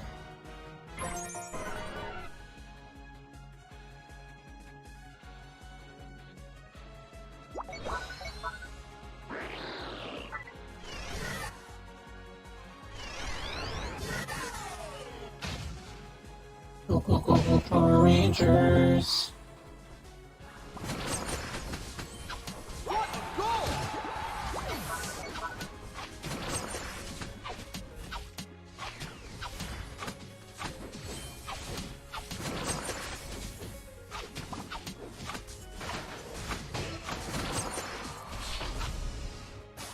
Alright, let's go, capture our points!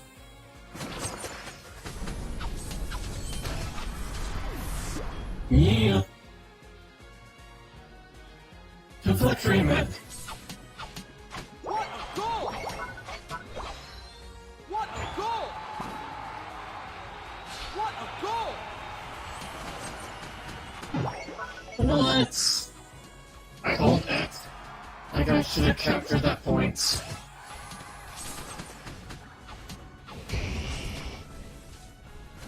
Trigger, man. I'm triggered.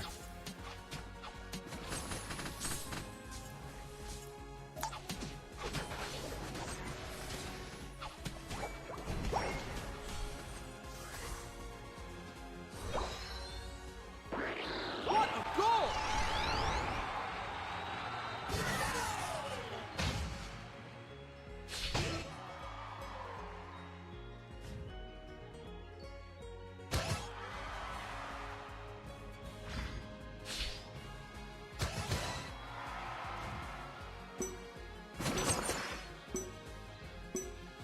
Five, four, three, two, one. There we go. Time's up. Oof. Wait till I got that. You win.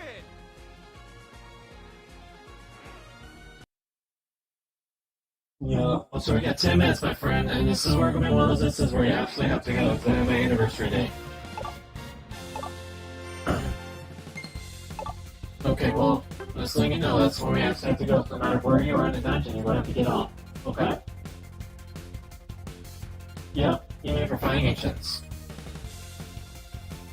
Alright, actually, B-Man, you're awesome. It was great chatting with you. I want to go off and actually probably dress a little nicer, except for after work. I want to, yeah, then go on the anniversary with my wife, anniversary date. Anyone else is watching, I love you guys. Guys, have a great day. See ya.